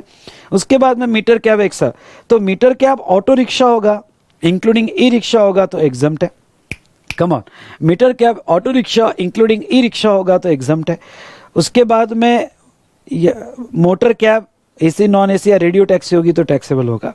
रेलवे में फटाफट बताओ क्या, तो रेलवे में यहाँ पे इंडियन रेलवे होगा, एसी क्लास और फर्स्ट क्लास टैक्सेबल है, बाकी सब एग्जम्प्ट है। मोनोरेल ट्रैमवे एग्जम्प्ट है। हाँ, उसके बाद में वाटर में इनलैंड वाटरवे और वेसल मतलब रिवर एंड सी, तो इनलैंड वाटरवे टोटली एग्जम्प्ट है। ओके, तो यस कमल, बारात की बस होगी ना, बारात ले जाने के लिए बस, तो यहाँ पे वो अगर बारात ले जाने के लिए बस होगी और कॉन्ट्रैक्ट कैरेज होगा तो वो टैक्सेबल है। लेकिन अगर स्टेज कैरेज होगा, गवर्नमेंट की बस होगी तो वो एग्जम्प्ट है। गवर्नमेंट का stage carriage all non AC totally exempt है। वो जो टैक्सेबिलिटी की वो सिर्फ कॉन्ट्रैक्ट कैरेज में किया गया। वाटर में बेटा इनलैंड वाटरवे एग्जम्प्ट है। वेसल होगा, हाँ वेसल को ध्यान से सुनना, वेसल यानी सी रूट से जा रहा है मुंबई टू गोवा वगैरह, तो ऐसे केस में यहाँ अगर वेसल प्रीडोमिनेंटली पब्लिक ट्रांसपोर्ट के लिए होगा, अब पब्लिक मतलब उसमें टिकट होती है, एक प्लेस से दूसरे टिकट के चार्जेस लेते हैं तो वो एग्जम्प्ट है। फिर उसमें क्यों ना टूरिस्ट बैठ जाए, लेकिन प्रीडोमिनेंटली पब्लिक ट्रांसपोर्ट के लिए होगा तो एग्जम्प्ट है। लेकिन अगर वो क्रूज शिप होगी और वो टूरिज्म के लिए होगी, प्रीडोमिनेंटली टूरिज्म के लिए होगी तो वो टैक्सेबल होगा। एयर ट्रांसपोर्ट वैसे तो पूरा टैक्सेबल है, ध्यान से सुनना, एयर ट्रांसपोर्ट वैसे तो पूरा टैक्सेबल है, लेकिन अगर आपका एम्बार्केशन या टर्मिनेशन, एम्बार्केशन मतलब बैठना, ओके यानी बोर्डिंग करना, या फिर आपका टर्मिनेशन कुछ स्पेसिफाइड एरिया में होगा, ये स्पेशल कैटेगरी वाले स्टेट नहीं है, ये लर्न करना पड़ेगा, ये अलग से। स्पेसिफाइड एरिया मतलब अरुणाचल प्रदेश, आसाम, मणिपुर, मेघालय, मिजोरम, नागालैंड और कुछ उन्होंने दिया है बगडोगरा वगैरह, त्रिपुरा। तो अगर ये स्पेशल कैटेगरी ऑफ स्टेट में, सॉरी ये नोटिफाइड स्टेट में, ये स्पेशल कैटेगरी स्टेट वाला लिस्ट अलग है, ये नोटिफाइड स्टेट में आपका जाना या वहां से आना होगा तो उस टिकट पे जीएसटी नहीं लगेगा, ठीक है। उसके बाद में बेटा यहाँ पे बाकी पूरा एयर ट्रांसपोर्ट टैक्सेबल होगा। चलिए, तो यहाँ हमने पैसेंजर ट्रांसपोर्टेशन देखा, अब गुड्स ट्रांसपोर्टेशन देखते हैं कि अगर गुड्स ट्रांसपोर्टेशन सर्विस होगी तो क्या क्या एग्जम्पशन मिलेगा। तो आइए आपका बुक का भी पेज टर्न कीजिए फटाफट। देखो, गुड्स को भी मैं अलग अलग मोड में डिवाइड कर लेता हूँ, रोड, रेलवे, इनलैंड वाटर में इनलैंड वाटरवे, उसके बाद में एयर वेसल्स और पाइपलाइंस और कंड्यूट्स। ओके, तो इससे आपके गुड्स ट्रांसपोर्ट किए जाते हैं। अब मैं सबसे पहले लेता हूँ रोड में एक बात का ध्यान देना, और मैं यहाँ जो पॉइंट बताने जा रहा हूँ वो बहुत बहुत इंपॉर्टेंट पॉइंट है। वो कौन सा, यहाँ पे रोड ट्रांसपोर्ट में बेटा पूरा रोड ट्रांसपोर्ट एग्जम्प्ट है, पूरा रोड ट्रांसपोर्ट एग्जम्प्ट है। सिर्फ 2 ही टैक्सेबल है, जीटीए और कुरियर एजेंसी। जीटीए की डेफिनेशन बहुत थोड़ा सिंपल वे में दिया है कि जीटीए मतलब ट्रांसपोर्टेशन इन गुड्स कैरेज, जिसका कंसाइनमेंट नोट दिया जा रहा है। पर एक हमारी इंस्टीट्यूट जो क्लैरिफिकेशन सर्विस टैक्स में था वो कंटिन्यू कर रही है। जीटीए मतलब कोई एजेंसी होनी चाहिए, मतलब अगर आपका इंडिविजुअल ट्रक है, ध्यान से सुनना, इंडिविजुअल ट्रक है और आप एजेंसी नहीं हो, एज ए इंडिविजुअल ट्रक चला रहे हो, तो ऐसे सिचुएशन में यहाँ पे आपको जीटीए नहीं माना जाएगा और आप रोड ट्रांसपोर्ट में एग्जम्पशन में रहोगे। एक आरटीपी का प्रॉब्लम था जो मैंने मेरे क्वेश्चनर में भी लिया है और आईसीएआई के एडिशनल क्वेश्चन सीरीज में भी कवर्ड है, और उसमें यह था कि एक इंडिविजुअल है, उसका खुद का गुड्स कैरेज है, तो वो जीटीए नहीं माना जाएगा और उसको एग्जम्पशन मिलेगा क्योंकि पूरा रोड ट्रांसपोर्ट एग्जम्प्ट है। लेकिन जीटीए होगा या कुरियर होगा तो ही टैक्सेबल होगा। तो बेटा यहाँ पे जीटीए मतलब जो गुड्स कैरेज से जा रहा है। देखो ये एक इंटरप्रिटेशन है, इसके ऊपर बहुत क्लैरिटी नहीं है कि पर हमारे इंस्टीट्यूट का जो व्यू है मैं वो कवर कर रहा हूं। उसके बाद में रेलवे बेटा अगर गुड्स ट्रांसपोर्ट होगा तो पूरा टैक्सेबल है। See this irony, passenger transport में सिर्फ एसी और फर्स्ट क्लास टैक्सेबल है, पर रेलवे में मालगाड़ी होगी तो मालगाड़ी गुड्स ट्रांसपोर्ट पूरा टैक्सेबल है। उसके कुछ अदर एग्जम्पशन है वो बाद में लूंगा, पर पहले दिमाग में थॉट आना चाहिए रेलवे गुड्स ट्रांसपोर्ट पूरा टैक्सेबल है। उसके बाद में इनलैंड वाटरवे यानी रिवर ट्रांसपोर्ट पूरा गुड्स हो या पैसेंजर हो एग्जम्प्ट है। हाँ, ये वेसल और एयरक्राफ्ट का समझ लो, ध्यान से सुनिएगा बेटा। एक बात बता दूं कि आपको कि आपका पीओएस प्लेस ऑफ सप्लाई आपने देखा था, और सेक्शन 13 के हिसाब से अगर गुड्स ट्रांसपोर्ट होगा तो जहां टर्मिनेट होगा आपका डेस्टिनेशन होगा, ओके, वो डेस्टिनेशन आपका प्लेस ऑफ सप्लाई माना जाएगा। इसलिए बाहर से अगर वेसल और एयरक्राफ्ट गुड्स ट्रांसपोर्ट करके ला रहे हैं, सुनना, बाहर से वेसल और एयरक्राफ्ट गुड्स ट्रांसपोर्ट करके ला रहे हैं जिसका टर्मिनेशन डेस्टिनेशन इंडिया में है, तो वो सिचुएशन में उसका पीओएस इंडिया में फिक्स होता है और उसके ऊपर जीएसटी आता है। तो आपके कस्टम्स के वैल्यू में भी ऐड होता है और जीएसटी भी आता है। लेकिन अब ध्यान से सुनना वो क्या कहते हैं। मैंने ये वेसल और एयरक्राफ्ट के ट्रांसपोर्टेशन को 3 पार्ट में डिवाइड किया है, एक बाहर से इंडिया, एक इंडिया के इंडिया में, और एक इंडिया से बाहर। आई रिपीट, एक इंडिया से बाहर। नाउ अगर बाहर से इंडिया में आता है गुड्स, बाय एयर आ रहा है, ध्यान से सुनना, बाय एयर आ रहा है तो एग्जम्प्ट है, बाय एयर आ रहा है तो एग्जम्प्ट है, और बाय वेसल आ रहा है तो टैक्सेबल है। आई रिपीट, बाय वेसल आ रहा है टैक्सेबल है। तो एयर को एग्जाम रखा है, इसलिए एयर के केस में डबल टैक्सेशन नहीं होता है। क्यों? क्योंकि वो कस्टम्स की वैल्यू में ऐड हो जाता है और वहाँ एसडी 37 लग जाता है और अलग से जीएसटी नहीं देना पड़ता है। पर वेसल में डबल टैक्सेशन लग जाता है क्योंकि वेसल के फ्रेट पे वो सर्विस है, इसलिए अलग से टैक्स लग रहा है, और उसमें भी फॉरेन सप्लाई शिपिंग कंपनी होगी तो रिवर्स चार्ज लग जाता है, और वो कस्टम्स की वैल्यू में भी ऐड हो जाता है, तो यहाँ डबल टैक्सेशन होगा। उसके बाद में बेटा यहाँ पे इंडिया के इंडिया में होगा तो टैक्सेबल है, फिर वो एयर हो या वेसल हो, और इंडिया से इंडिया के बाहर है तो एग्जम्प्ट है। फिलहाल जो एग्जम्पशन को अभी और आगे बढ़ा दिया गया, पहले एग्जम्पशन 31 मार्च 2020 तक था, जिसको और आगे बढ़ा दिया गया है, और पाइपलाइन और कंड्यूट होगा तो वो फुल्ली टैक्सेबल है। ये तो हमने देखा, लेकिन बेटा कुछ अलग से एग्जम्पशंस भी दिए गए हैं। अलग से एग्जम्पशंस हम यहाँ पढ़ लेते हैं, ये अलग से कौन कौन से एग्जम्पशंस दिए हैं। ओके, तो आपको समझ में आ रहा है ना? कोई सो तो नहीं रहा है?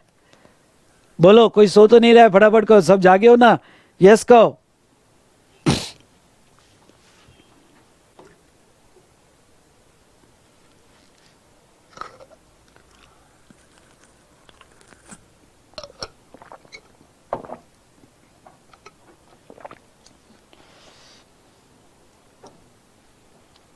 चलो, अब बेटा अलग से एग्जम्पशन जीटीए को दिया गया है।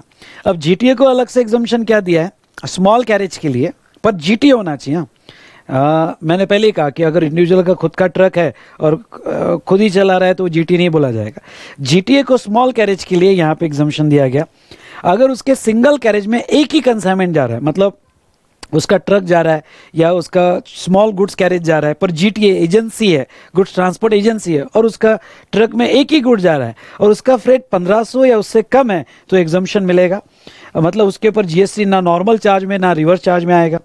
और अगर उसके ट्रक में एक से ज्यादा कंसाइनमेंट जा रहे हैं तो पर कंसाइनी फ्रेट अगर 750 या उससे कम होगा, पर कंसाइनी समझ लो उसके ट्रक में यहाँ पे 50 कंसाइनमेंट जा रहे हैं, और पर कंसाइनी अगर अमाउंट 750 से कम होगा तो उसको एग्जम्पशन दे दिया जाएगा, उसके ऊपर किसी भी तरह का टैक्स यहाँ पे नहीं दिया जाएगा।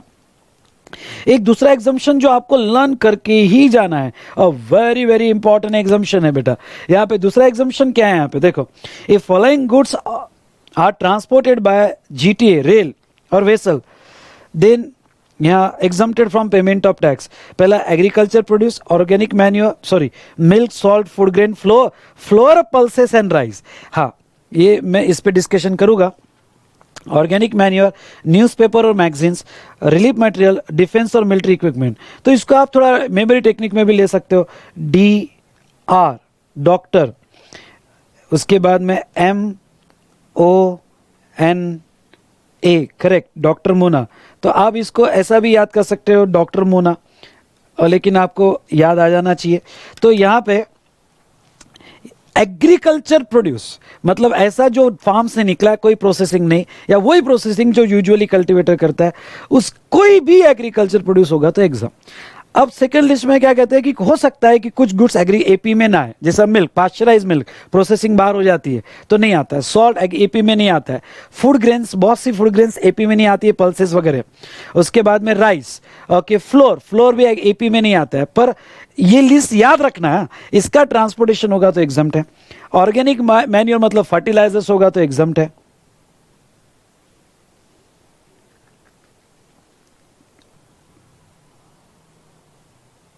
बेटा आवाज बताइए, क्लियर आ रही है कि नहीं आ रही है?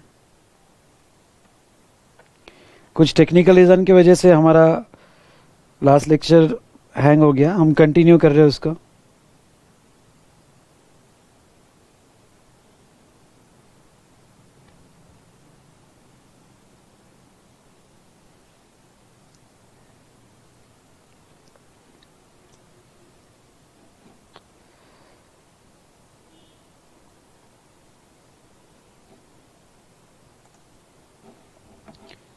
चलो स्टार्ट करते हैं। तो बेटा ये जो प्रोडक्ट है यहाँ पे, ये प्रोडक्ट को यहाँ स्पेशल एग्जम्पशन दिया गया। एग्रीकल्चर प्रोड्यूस हो, ऑर्गेनिक मैन्यूअर हो, रिलीफ मटेरियल हो, newspaper, transportation by GTA, rail और वेसल, ये 3 मोड में एग्जम्पशन है, जीटीए, रेल और वेसल। और ये जो मिल्क, सॉल्ट, फूड ग्रेन्स है या पल्सेस राइस, ये एपी नहीं है। आई रिपीट, ये एपी नहीं है। ओके, जहाँ तक कि milk, salt, food grain, flour, pulses, ये एपी नहीं है। लेकिन यहाँ पे बेटा ये स्पेशल बेनिफिट दिया गया फॉर ट्रांसपोर्टेशन, तो ये लिस्ट आपको लर्न करनी पड़ेगी। उसके बाद में नेक्स्ट यहाँ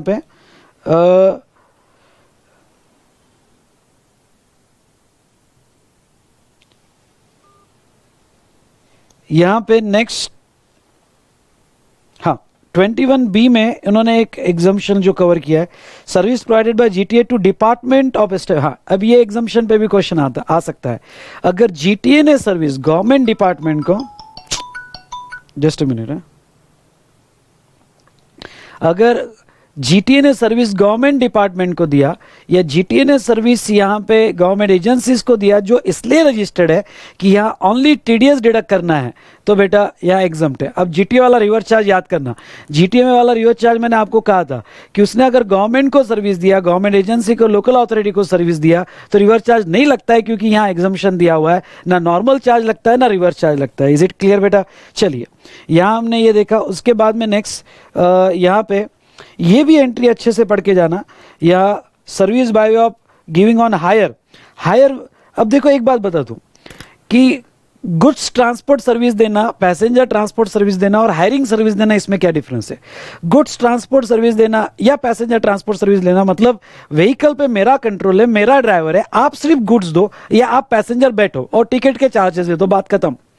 और हायरिंग मतलब मैंने अपना व्हीकल आपको पूरा दे दिया, कंट्रोल आपका, सुपरविजन आपका, सब कुछ ऐसा। जैसे कोई सॉफ्टवेयर कंपनी को मैंने अपना व्हीकल दे दिया कि ठीक है, तुम्हारा ड्राइवर, तुम्हारा यहाँ ट्रांसपोर्टेशन तुम डिसाइड करो, आप सिर्फ मंथली रेंट दे देना।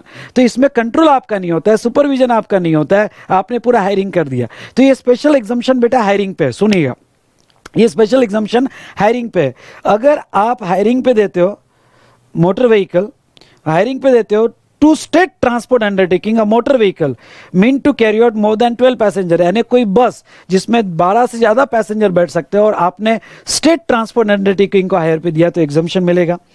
अगर आपने लोकल अथॉरिटी को इलेक्ट्रिकली ऑपरेटेड व्हीकल मतलब ई व्हीकल आपने लोकल अथॉरिटी को, म्यूनिसिपल कॉरपोरेशन को, जिसमें यहाँ पे 12 से ज्यादा पैसेंजर यानी बस अगेन, तो उनको दिया तो एग्जम्पशन है।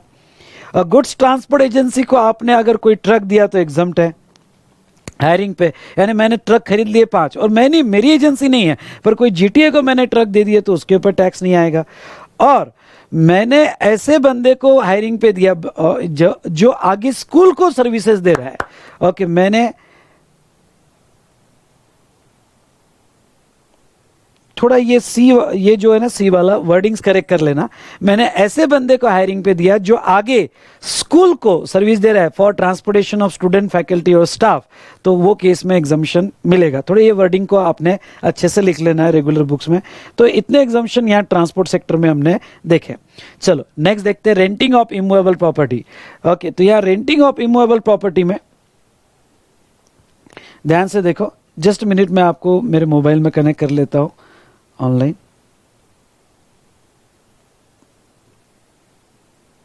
ठीक है,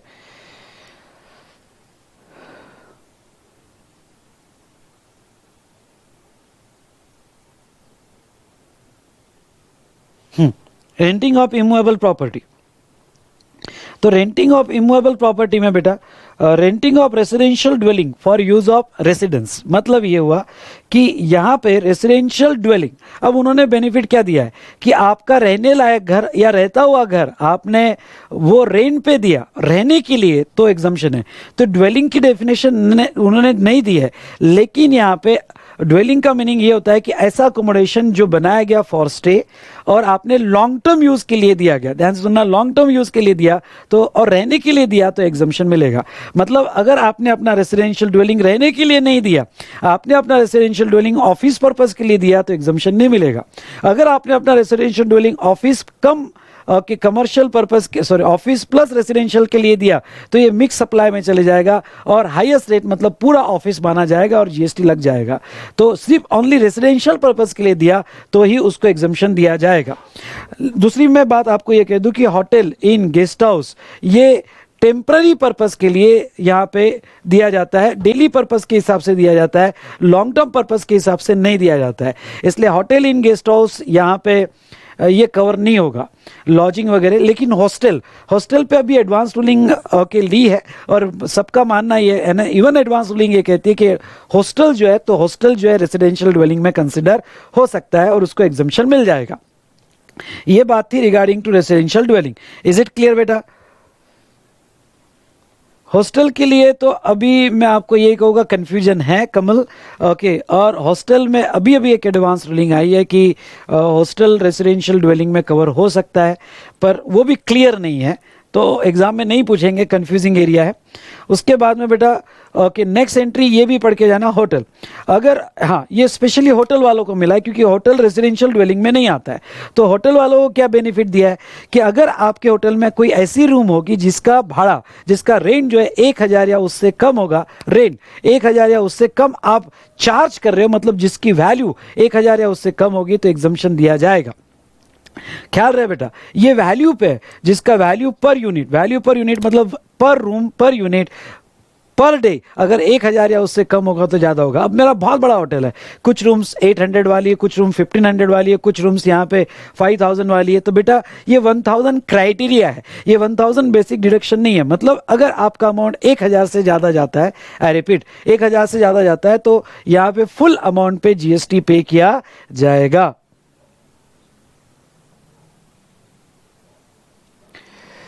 अभी हिना हॉस्टल के लिए आप 1000 का लिमिट लगा सकते हो, लेकिन हॉस्टल अभी भी कंफ्यूजन में है, ठीक है। उसके बाद में नेक्स्ट अगर हम देखें बेटा यहाँ पे, तो नेक्स्ट ये तो हमने कवर किया। यहाँ पे 1000 पर डे और इक्विवेलेंट बेनिफिट दिया गया है। तो ये था हमारा रेसिडेंशियल ड्वेलिंग से रिलेटेड रेंटिंग सेक्टर में। अब आ जाते हैं हम एंटरटेनमेंट सेक्टर में, एंटरटेनमेंट, म्यूजियम वगैरह। तो चलो इसके रिलेटेड एग्जाम्पशन देख लो। अगर कोई क्लासिकल फोक आर्टिस्ट होगा जो म्यूजिक, डांस या थिएटर परफॉर्मेंस कर रहा है और क्लासिकल फॉर्म या फोक डांस में कर रहा है, मतलब वेस्टर्न डांस या बाकी नहीं, उन्होंने फोक या क्लासिकल का है और म्यूजिक, डांस, थिएटर परफॉर्मेंस कोई आर्टिस्ट कर रहा है तो उसको एग्जम्पशन दिया जाएगा। पर उसको कैपिंग है, और उसको कैपिंग कितना बेटा 1,50,000 पर इनवॉइस पर परफॉर्मेंस, उसकी वैल्यू 1,50,000 उससे कम होनी चाहिए। अगर वैल्यू 1,50,000 से ज्यादा होगी तो पूरे अमाउंट पे टैक्स लगाया जाएगा। दूसरा एक्सेप्शन यह है कि वो एज अ ब्रांड एम्बेसडर नहीं होना चाहिए। अगर वो एज अ ब्रांड एम्बेसडर दे रहा है तो फिर 1 रुपए का भी सर्विस टैक्सेबल कर दिया जाएगा। उसके बाद में बेटा नेक्स्ट जो हम देखें यहाँ पे, तो service by of admission to museum, national park, wildlife sanctuary, tiger reserve और जू। एडमिशन मतलब म्यूजियम में जाने के ticket charges, national park, wildlife sanctuary के जितने भी ticket charges, whatever is the ticket charges, वो exemption दिया गया है। Next service by of right to admission मतलब again ticket charges to circus, dance, theatrical performance including drama, ballet. उसके बाद में recognise sporting event, award function, concert, pension, musical performance और sporting events. Okay, other than recognise sporting event, तो sporting event दोनों भी recognise और non recognise cover किया है। और प्लानिटेरियम, अगर आपके टिकट चार्जेस 500 या उससे कम होगा तो एग्जाम्शन, अदरवाइज टैक्सेबल। ये आपको लर्न करना पड़ेगा लिस्ट, ठीक है, कोई मेमोरी टेक्निक बना लेना पर लिस्ट लर्न करना पड़ेगा। अब ख्याल में रखना, अगर आप म्यूजियम में जाओगे तो टिकट चार्जेस कुछ भी हो, मतलब 600 रुपये, 700 रुपये, 800 रुपये हो, एग्जाम्ट है। लेकिन अगर आप ये यहाँ पे जो उन्होंने लिस्ट दिया है सर्कस, डांस वगैरह, यहाँ जाओगे तो 500 से नीचे कम होगा तो यहाँ पे एग्जाम्शन दिया जाएगा। 500 तक होगा, इंक्लूडिंग 500 होगा तो एग्जाम्शन दिया जाएगा, 500 के ऊपर होगा तो टैक्सेबल किया जाएगा। इज इट क्लियर बेटा? तो ये थोड़ा लर्न करके जाना। उसके बाद में training in recreational activity like dance, music, painting, culture तो एग्जाम्ट है। और स्पोर्ट अगर चैरिटेबल ट्रस्ट दे रही होगी तो एग्जाम्ट है। उसके बाद में admission to protected monuments like Taj Mahal है, अजंता एलोरा है, अगर यहाँ टिकट चार्जेस होंगे तो वो टोटली एग्जाम्ट है। तो इस बार एंटरटेनमेंट सेक्टर पे क्वेश्चन आ सकता है, ये सेक्टर अच्छे से पढ़ के जाना है आपको। इज इट क्लियर बेटा? सब ठीक चल रहा है आपकी तरफ से? हाँ कहिएगा। ठीक है। उसके बाद में हम देखेंगे बैंकिंग एंड फाइनेंशियल सेक्टर। तो बैंकिंग और फाइनेंशियल सेक्टर में यहां एग्जाम्शन देखो, service by of extending deposit, loan और एडवांसेस। इंडिया में कोई भी, मैं सिर्फ बैंक का नाम ले रहा हूँ, फाइनेंशियल सेक्टर, इंडिया में कोई भी किसको लोन, डिपॉजिट, एडवांसेस, आपने बैंक में डिपॉजिट रखे, बैंक आपको डिपॉजिट लोन दे रहा है, ओडी, सीसी, सभी इंडिया के सभी लोन, एडवांसेस और डिपॉजिट अनसिक्योर्ड लोन है, उस पर लगने वाला इंटरेस्ट एग्जम्प्ट रहेगा, उस पर लगने वाला इंटरेस्ट एग्जम्प्ट रहेगा, या उसका डिस्काउंटिंग होगा, cheque discounting, bill of exchange discounting वगैरह, तो वो भी एग्जम्प्ट रहेगा। लेकिन क्रेडिट कार्ड पे लगने वाला, आपको याद रखना है, क्रेडिट कार्ड पे लगने वाला इंटरेस्ट पे जीएसटी आएगा। Is it clear? दूसरा, sale purchase of foreign currency. अब मैं आपको कहता हूं, sale purchase of foreign currency transaction in money है, मतलब पैसा देना, पैसा लेना, ये ट्रांजैक्शन इन मनी है। पर इससे रिलेटेड अगर सेपरेट कमीशन लगाया जाए तो वो सर्विस मानी जाती है, तो वो कमीशन जो है टैक्सेबल होता है। जिससे रिलेटेड वैल्यूएशन में हमने देखा, ओके, आरबीआई रेट और आपका रेट का डिफरेंस, या 1 लाख, 10 लाख या 10 लाख के ऊपर के स्लैब रेट में कमीशन पे वैल्यू निकाली गई है, तो उसके ऊपर जीएसटी आता है। पर उन्होंने यहाँ क्या बेनिफिट दिया कि अगर ये ट्रांजेक्शन, एक्सचेंज वाला ट्रांजेक्शन अगर बैंक टू बैंक होगा या डीलर टू बैंक होगा या डीलर टू डीलर होगा, तो इन बीच में अगर कमीशन लगा जाए तो उसके ऊपर जीएसटी नहीं लगाया जाएगा दोस्तों। तो यहाँ एग्जाम्शन दिया है। उसके बाद में 2000 तक आप कार्ड स्वैप करते हो तो उसका ट्रांजैक्शन फीस पे एग्जाम्शन दिया गया है। तो ये पहला वाला एग्जाम्शन इंपॉर्टेंट है, बाकी तो आप रीड करके चले गए तो भी चलेगा। एजुकेशन सेक्टर, अब एजुकेशन सेक्टर देखो, यहाँ पे ध्यान से सुनिएगा। पहले तो एजुकेशनल इंस्टीट्यूट, ये 3 एजुकेशनल इंस्टीट्यूट को यहाँ एग्जाम्शन दिया गया। एक तो pre school, higher and secondary school, colleges, universities. मैंने कॉलेजेस, यूनिवर्सिटीज लिखा है, अगर आप बुक पढ़ोगे तो बुक में लिखा है कि भाई education as a part of curriculum for obtaining the qualification recognised by law. मतलब ओके, यहाँ पे जो बाय लॉ रिकॉग्नाइज्ड इंस्टीट्यूट है वो अगर एजुकेशन प्रोवाइड कर रही है तो वो सिचुएशन में एग्जाम्शन दिया जाएगा। ठीक है बेटा, वो सिचुएशन में यहाँ पे एग्जाम्शन उन्होंने एजुकेशन सेक्टर को दिया है। और थर्ड, अप्रूव्ड वोकेशनल इंस्टीट्यूट जैसे एनसीवीटी, एससीवीटी के मॉड्यूलर एम्प्लॉयबल्स कोर्स, वो थोड़ा आपने पढ़ के जाना, या इंडस्ट्रियल ट्रेनिंग कोर्स उसमें कवर किया गया है।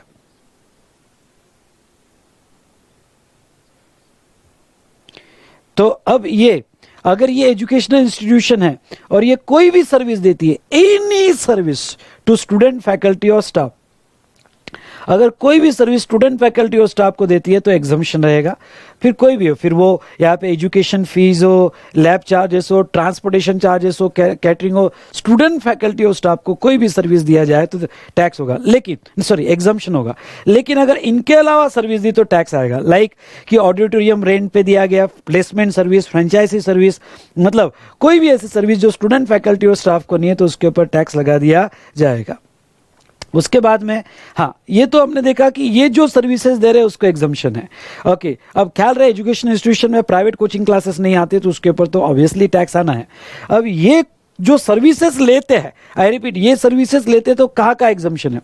अगर ट्रांसपोर्टेशन सर्विस ले रहे हैं किसी ट्रांसपोर्टेशन से फॉर स्टूडेंट, फैकल्टी और स्टाफ, कैटरिंग सर्विस ले रहे हैं या security, cleaning and housekeeping service ले रहे हैं, तो ये एग्जाम्शन सिर्फ स्कूल को ही मिलेगा, बाकी को नहीं। यानी प्री स्कूल और हायर सेकेंडरी स्कूल, ओके, ये अगर सर्विस ले रही है, 3 सर्विसेज ले रही है तो एग्जाम्शन मिलेगा। दूसरा, supply of online educational journals वगैरह होगी, तो ये अगर कॉलेजेस ले रहे हैं, यूनिवर्सिटीज ले रहे हैं, यानी ये क्लॉज में आने वाले एजुकेशनल इंस्टीट्यूशन ले रहे हैं तो एग्जाम्शन मिलेगा। और एडमिशन और कंडक्ट ऑफ एग्जामिनेशन, ये तीनों में से कोई भी सर्विसेज ले रहा है तो एग्जाम्शन मिलेगा। ठीक है, तो इसके अलावा, यानी ये जो लिस्ट दिया है, इसके अलावा बाकी कोई भी सर्विसेज लो तो एग्जाम्शन नहीं मिलेगा दोस्तों। आई रिपीट, इसके अलावा बाकी कोई भी सर्विसेज लो तो एग्जाम्शन नहीं मिलेगा। जैसे आपको एजुकेशनल इंस्टीट्यूशन ने ओके रेंट, प्रीमाइसेस रेंट पे लिया तो उसको कोई बेनिफिट नहीं मिलेगा। आई थिंक आप समझ पा रहे होगे इस बात को। तो ये हमने देखा यहाँ पे एजुकेशनल इंस्टीट्यूशन का स्पेशल एग्जाम्शन डन बेटा। चलिए, और एक मैं आपको एक बात और बता दूं, ये conduct of examination, service by of conduct of examination against, ये एंट्रेंस फीस कर देना, यहां थोड़ा करेक्ट कर लेना, एंट्रेंस फीस। ठीक है, तो ये जो एंट्रेंस फीस चार्जेस होते हैं, मतलब सबके एंट्रेंस एग्जाम होती है और एंट्रेंस फीस चार्जेस है, तो उसको भी उन्होंने एग्जाम्शन दिया गया है। ठीक है, तो ये हमने देखा। स्पोर्ट्स सेक्टर में ये पहला वाला ही अच्छे से पढ़ के जाना है, बाकी कोई इतने इंपॉर्टेंट नहीं है। ओके, स्पोर्ट्स सेक्टर में देखो, service provided to recognise sport body by individual as a player, मतलब कोई भी इंडिविजुअल प्लेयर, रेफरी, ये लिस्ट लर्न करना है, referee, umpire, coach, team manager, इतने ही लोग, इसके अलावा दूसरे कमेंटेटर वगैरह होगा तो टैक्सेबल, ये लोग अगर रिकॉग्नाइज स्पोर्ट बॉडी को, I repeat, recognize sport body को सर्विस दे फॉर पार्टिसिपेशन इन इवेंट तो एग्जाम्प्ट रहेगा। और एक रिकॉग्नाइज स्पोर्ट बॉडी अगर दूसरे रिकॉग्नाइज स्पोर्ट बॉडी को सर्विस देगा तो वो केस में एग्जाम्पशन दिया जाएगा। इज इट क्लियर बेटा? बाकी तो आपने पढ़ लेना, बाकी कोई इतने, अब मैं इसके आगे जितने इंपॉर्टेंट है, मेन सेक्टर तो मैं देख चुका हूँ, जितने इंपॉर्टेंट है उतने ही हम देखेंगे। तो चलिए, उसके बाद में service provided by government to business entity, या गवर्नमेंट सेक्टर देख लेते हैं फटाफट।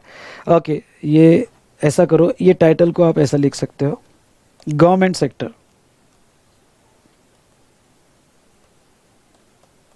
ठीक है, गवर्नमेंट सेक्टर देखो, एक तो है आरबीआई। आरबीआई किसी को भी सर्विस दे, कोई भी सर्विस दे एग्जाम पर, देखो service provided by RBI exempt, service provided to RBI exempt नहीं है।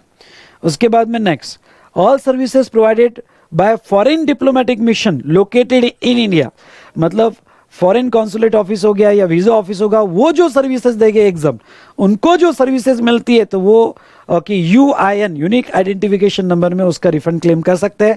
पर अगर वो जो सर्विसेज देंगे एग्जाम्प्ट है।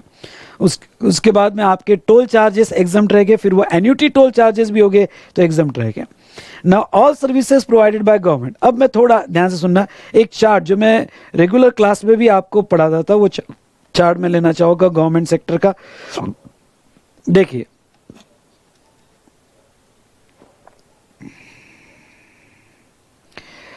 यश जो हो रहा है वो तो पढ़ लो भाई।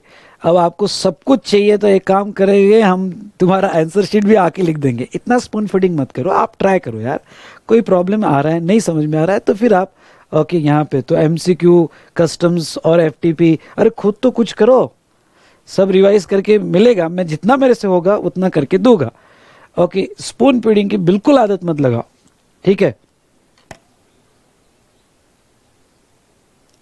ठीक है,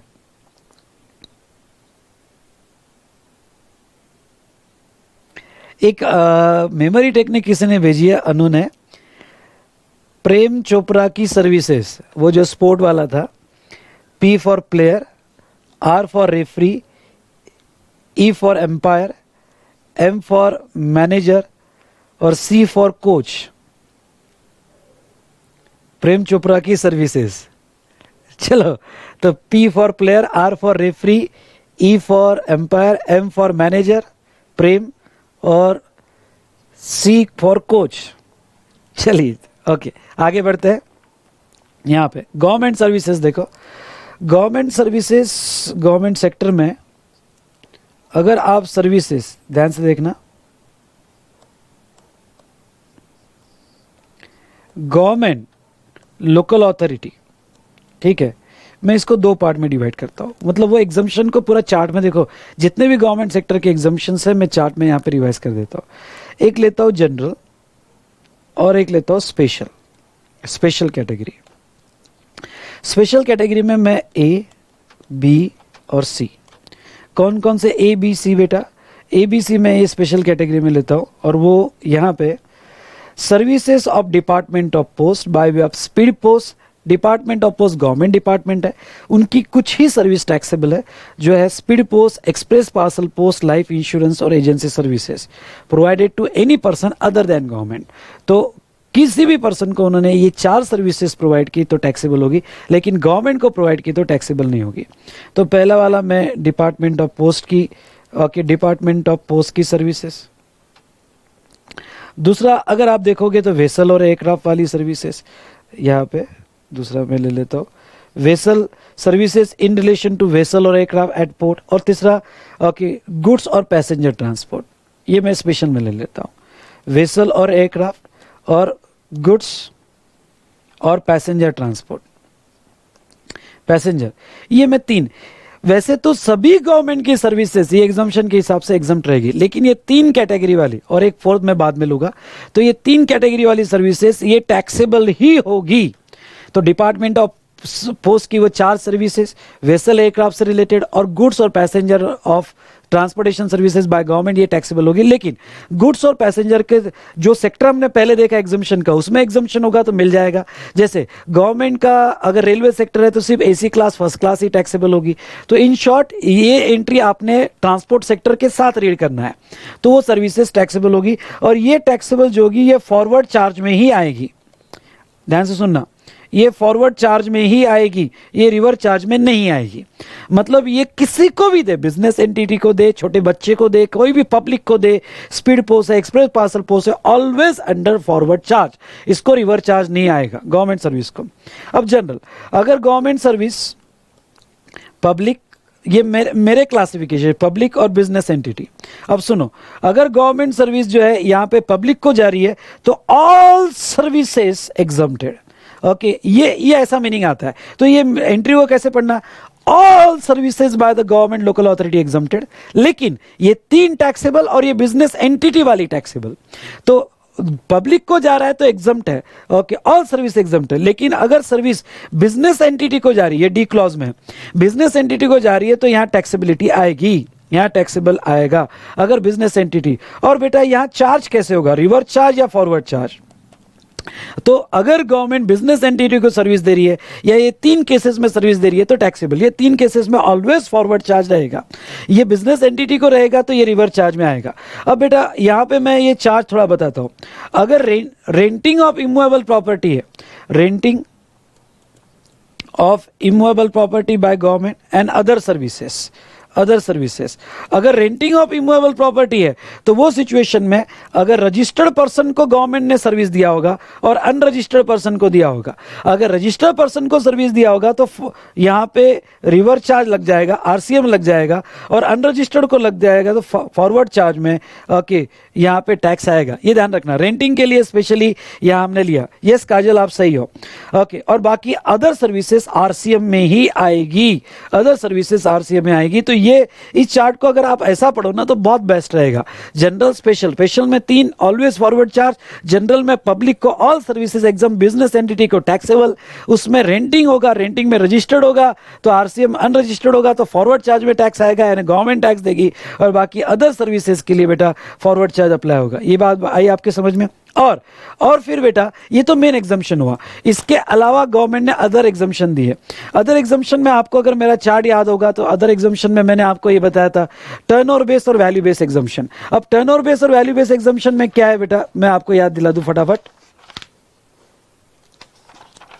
ओके, यहां पे टर्नओवर बेस और वैल्यू बेस एग्जम्पशन में अगर आप देखो बिजनेस एंटिटी को सर्विस दिया और बिजनेस एंटिटी को सर्विस दिया तो रिवर्स चार्ज लग जाता है, लेकिन लॉयर जैसा बेनिफिट यहां पे भी दिया। लॉयर जैसा बेनिफिट यहां पे क्या दिया है कि जो बिजनेस एंटिटी गवर्नमेंट या लोकल अथॉरिटी से सर्विस ले रही है उसका प्रीसीडिंग फाइनेंशियल ईयर का टर्नओवर उतना ही था जो उसको रजिस्ट्रेशन के बाहर रख सकता था। सुनना, जो उसको रजिस्ट्रेशन के बाहर रख सकता था, एग्जम्पशन फ्रॉम रजिस्ट्रेशन, तो प्रीसीडिंग फाइनेंशियल ईयर का टर्नओवर उतना था जो उसे रजिस्ट्रेशन के बाहर रख सकता था। तो करंट ईयर में वो जो भी सर्विसेज लेगा वो एग्जम्प्ट रहेगी। आई रिपीट, करंट ईयर में जो भी सर्विसेज लेगा वो एग्जम्प्ट रहेगी। Is it clear? यस और नो? हाँ बोलिए। चलो उसके बाद में बेटा यहां पे नेक्स्ट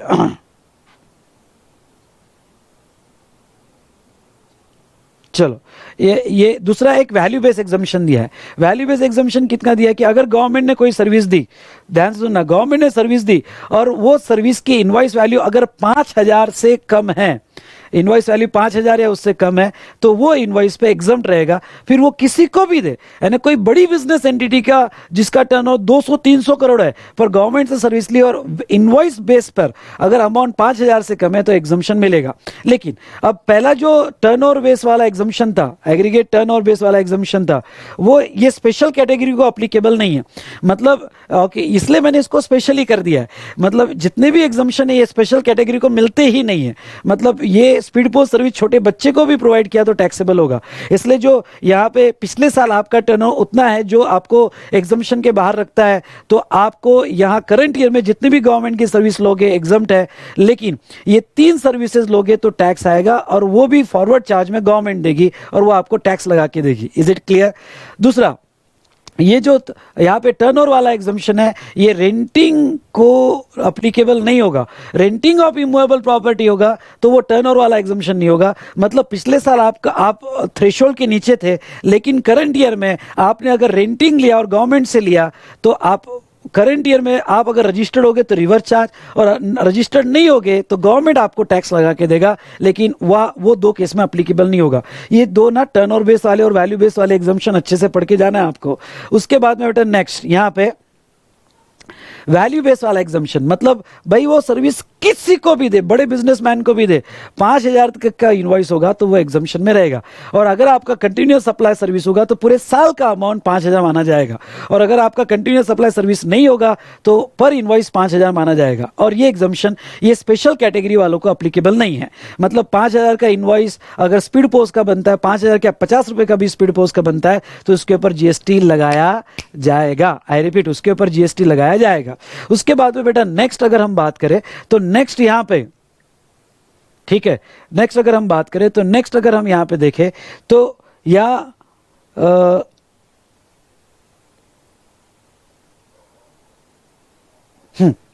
ये जो वैल्यू बेस वाला एग्जम्पशन है 5,000 वाला, ओके, ये रेंटिंग को भी अप्लाई होता है। ये पॉइंट ध्यान से पढ़ के जाना, ये रेंटिंग को भी अप्लाई होता है बेटा वैल्यू बेस वाला एग्जम्पशन। Is it clear?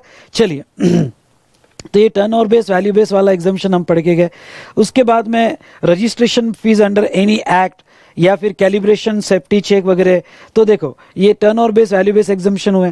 दूसरा जो है यहाँ रजिस्ट्रेशन बेस एग्जम्पशन में रजिस्ट्रेशन फीस अगर किसी एक्ट में लगती है तो वो एग्जम्प्ट है। टेस्टिंग कैलिब्रेशन चार्जेस वो एग्जम्प्ट है। उसके बाद में passport, visa, driving licence, birth certificate, death certificate, वो वाले एग्जम्पशंस यहाँ पे दिए। मैंने कवर किए बेटा एग्जम्पशन सब, वो आप अच्छे से पढ़ के जाना जो अलग से एग्जम्पशंस दिए हैं।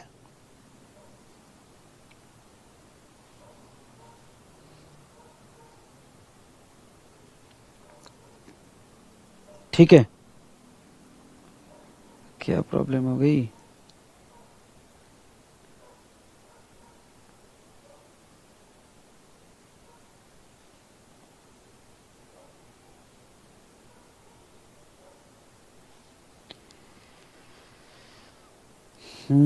जस्ट अ मिनट बेटा।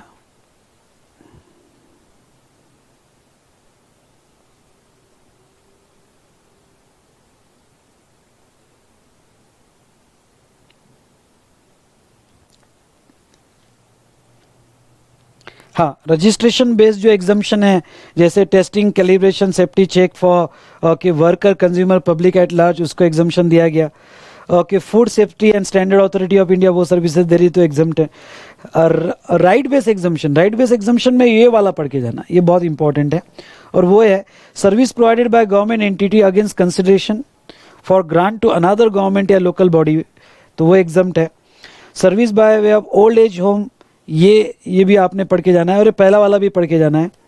ओके, पहला वाला जो है right to use natural resources to an individual farmer for agriculture purpose, यानी किसी इंडिविजुअल फार्मर को नेचुरल रिसोर्सेज के राइट गवर्नमेंट देती है फॉर एग्रीकल्चर पर्पस, तो एग्जम्पशन दिया गया है। तो उसके बाद में अदर एग्जम्पशन जो है, ओके, ये अदर एग्जम्पशंस आपने बुक में से अच्छे से पढ़ के जाना है। ये service provided by government, service provided to government वाले एग्जम्पशंस ये आपको पढ़ना है। चलो, अब इसमें से जो इंपॉर्टेंट अदर एग्जम्पशंस हो गए वो भी लोगा। अब जितने बचे हुए एग्जम्पशंस है इसमें से मुझे जो इंपॉर्टेंट लगता है वही मैं यहाँ रिवाइज करूँगा, जो आपको मैं टिक करके देता हूँ, अच्छे से पढ़ के जाना है। ये ठीक है, ये कोई इतना इम्पोर्टेंट नहीं, ओके, ये भी कोई इतना इम्पोर्टेंट नहीं है, ये भी कोई इतना इम्पोर्टेंट नहीं है। सेबी वाला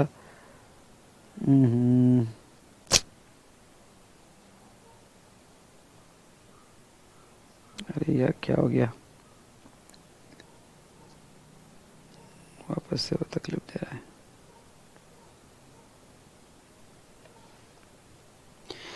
ये transmission and distribution of electricity वाला बाय ATDU,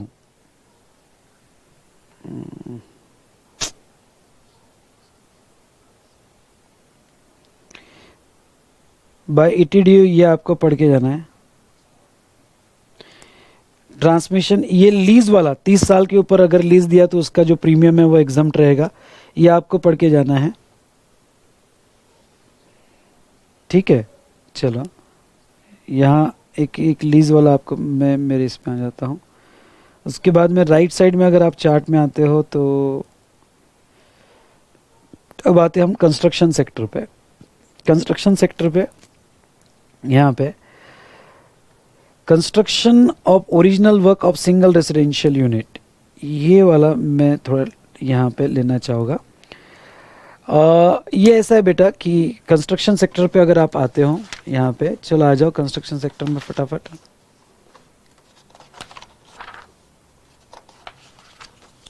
हाँ, वो क्या कहते हैं कि आप अगर अपना सिंगल हाउस बनाते हो, सिंगल रेसिडेंशियल यूनिट, यानी आपका इंडिविजुअल प्लॉट है और वो इंडिविजुअल प्लॉट पे आप सिंगल रेसिडेंशियल यूनिट बनाना चाहते हो, तो आप उसके लिए जो कंस्ट्रक्शन सर्विस लोगे, बुक में से पढ़ के जाना, बहुत ही शॉर्ट सिंपल इसमें दिया है मैंने, ये थोड़ा बुक में से पढ़ के जाना। उसमें अगर आप कंस्ट्रक्शन, इरेक्शन, कमीशनिंग और इंस्टॉलेशन वर्क लेते हो किसी से और वो ओरिजिनल वर्क होगा, तो वो केस में यहाँ पे आपको बेनिफिट मिलेगा। पर इसमें बहुत सारे कंडीशन डाल के रखी है। पहले तो अपना खुद का एक घर बांधने के लिए वो लेबर कॉन्ट्रैक्ट को ही एग्जम्पशन मिलेगा, मतलब वर्क्स कॉन्ट्रैक्ट नहीं होना चाहिए, प्योरली लेबर कॉन्ट्रैक्ट होना चाहिए। 4 ही सर्विसेज को उन्होंने एग्जम्पशन दिया, वो है कंस्ट्रक्शन, इरेक्शन, इंस्टॉलेशन और ओरिजिनल वर्क। ओरिजिनल वर्क की डेफिनेशन ये है कि आप जो कंस्ट्रक्शन करवा रहे हो स्टार्ट से लेके एंड तक, रिपेयर, मेंटेनेंस, एडिशन, अल्ट्रेशन नहीं कर रहे हो, आप स्टार्ट से लेके एंड तक पूरा नया बना रहे हो, तो उसको ही एग्जम्पशन मिलेगा, उसको सिंगल रेसिडेंशियल यूनिट माना जाएगा। और सिंगल रेसिडेंशियल यूनिट किसके बेस पे माना जाएगा कि आपको आपके कॉर्पोरेशन से जो सैंक्शन मिला है वो एक यूनिट का ही सैंक्शन मिला हुआ है। मतलब आपका अगर आपका फ्लैट अगर कोई बिल्डर के स्कीम में होगा तो फिर वो सिंगल रेसिडेंशियल यूनिट नहीं है, वहाँ बिल्डर आपको GST लगाएगा। या 3 भाई मिलकर एक बिल्डिंग बना रहे, 3-4 भाई मिलकर एक बिल्डिंग बना रहे और सब ओके, और एक ही बिल्डिंग में एक से ज़्यादा यूनिट अलग अलग सैंक्शन किए, तो वो सिंगल रेसिडेंशियल यूनिट नहीं माना जाएगा। ओके, हाँ, लेकिन एक सिंगल प्लॉट पे यहाँ पे अंबानी है, तो ये मुकेश अंबानी अगर अपना बहुत बड़ा बंगलो मान ले पर एक ही सैंक्शन है, तो वो भी सिंगल रेसिडेंशियल यूनिट माना जाएगा। और उसको वो कंस्ट्रक्शन के लिए जो प्योर लेबर कॉन्ट्रैक्ट है, कंस्ट्रक्शन, इरेक्शन, इंस्टॉलेशन, तो उसको यहाँ पे बेनिफिट मिल जाएगा। तो ये था रिगार्डिंग टू यहाँ सिंगल रेसिडेंशियल यूनिट। उसके बाद में लाइफ इंश्योरेंस सेक्टर में ठीक है, इतने कोई इंपॉर्टेंट एग्जम्पशन नहीं है। हाँ, ये 77 नंबर का, इसकी क्लैरिफिकेशन भी अच्छे से आपको पढ़ के जाना है। Service by housing society up to an amount 7,500 rupees per month per member for sourcing of goods और services from third person for a common use of its member in a housing society और residential complex. Simple word में residential welfare housing society होगी। I repeat, residential welfare housing society होगी। तो residential welfare housing society को यहाँ exemption दिया गया है। और वो रेसिडेंशियल वेलफेयर हाउसिंग सोसाइटी को जो एग्जम्पशन इन्होंने दिया है वो अगर उसका मंथली मेंटेनेंस चार्जेस जो रिम्बर्समेंट एक्सपेंसेस है 7,500 या उससे कम हो गए तो वो जो है उसको एग्जम्पशन उन्होंने दिया है। लेकिन आपके मंथली मेंटेनेंस चार्जेस 7,500 से ज़्यादा हो गए तो पूरा टैक्सेबल होगा। मतलब मंथली मेंटेनेंस चार्जेस अगर 9,000 रुपये होगा तो पूरा टैक्सेबल होगा। इससे रिलेटेड क्लैरिफिकेशन भी आया बेटा, तो वो अमेंडमेंट में भी कवर है और मेरा क्लैरिफिकेशन से लेक्चर में भी कवर्ड है। तो वो क्लैरिफिकेशन भी आपको अच्छे से पढ़ के जाना है। तो ये वाला एंट्री विथ क्लैरिफिकेशन आपको अच्छे से पढ़ के जाना है। उसके बाद में तो ऐसा कोई खास एंट्री नहीं है। तो दोस्तों आपने ये एग्जामिशन चैप्टर का रिवीजन किया, मेरे साथ फटाफट सभी एग्जामिशंस देख लिए। चलो यहाँ आज का सेशन रोकते हैं और इसके बाद का जो सेशन है हम बचे हुए जितने भी टॉपिक्स हैं एक 3-4 घंटे का सेशन लेके यहाँ पे मैं ख़त्म कर दूंगा। वो भी ऑलरेडी रिकॉर्ड किया हुआ सेशन है मेरे पास, तो वो रिकॉर्डेड सेशन इसके बाद का मैं एक दिन में और अपलोड कर दूंगा। नेक्स्ट कल या परसों तक अपलोड कर देता हूँ, ठीक है। तो हमारी चार्ट रिवीजन कंप्लीट हो जाएगी। फिर मैं एक लाइव सेशन लूँगा कि थोड़ा आपको गाइड करूँगा कि किस तरह से आपने पढ़ना चाहिए, क्या अप्रोच रखना चाहिए। एक आधी पौन घंटे का सेशन मैं आपके साथ ले लूँगा, ठीक है दोस्तों। तो चलिए यहीं रुकते आज। ओके, नेक्स्ट सेशन कल कंटिन्यू करेंगे। Thank you to all of you.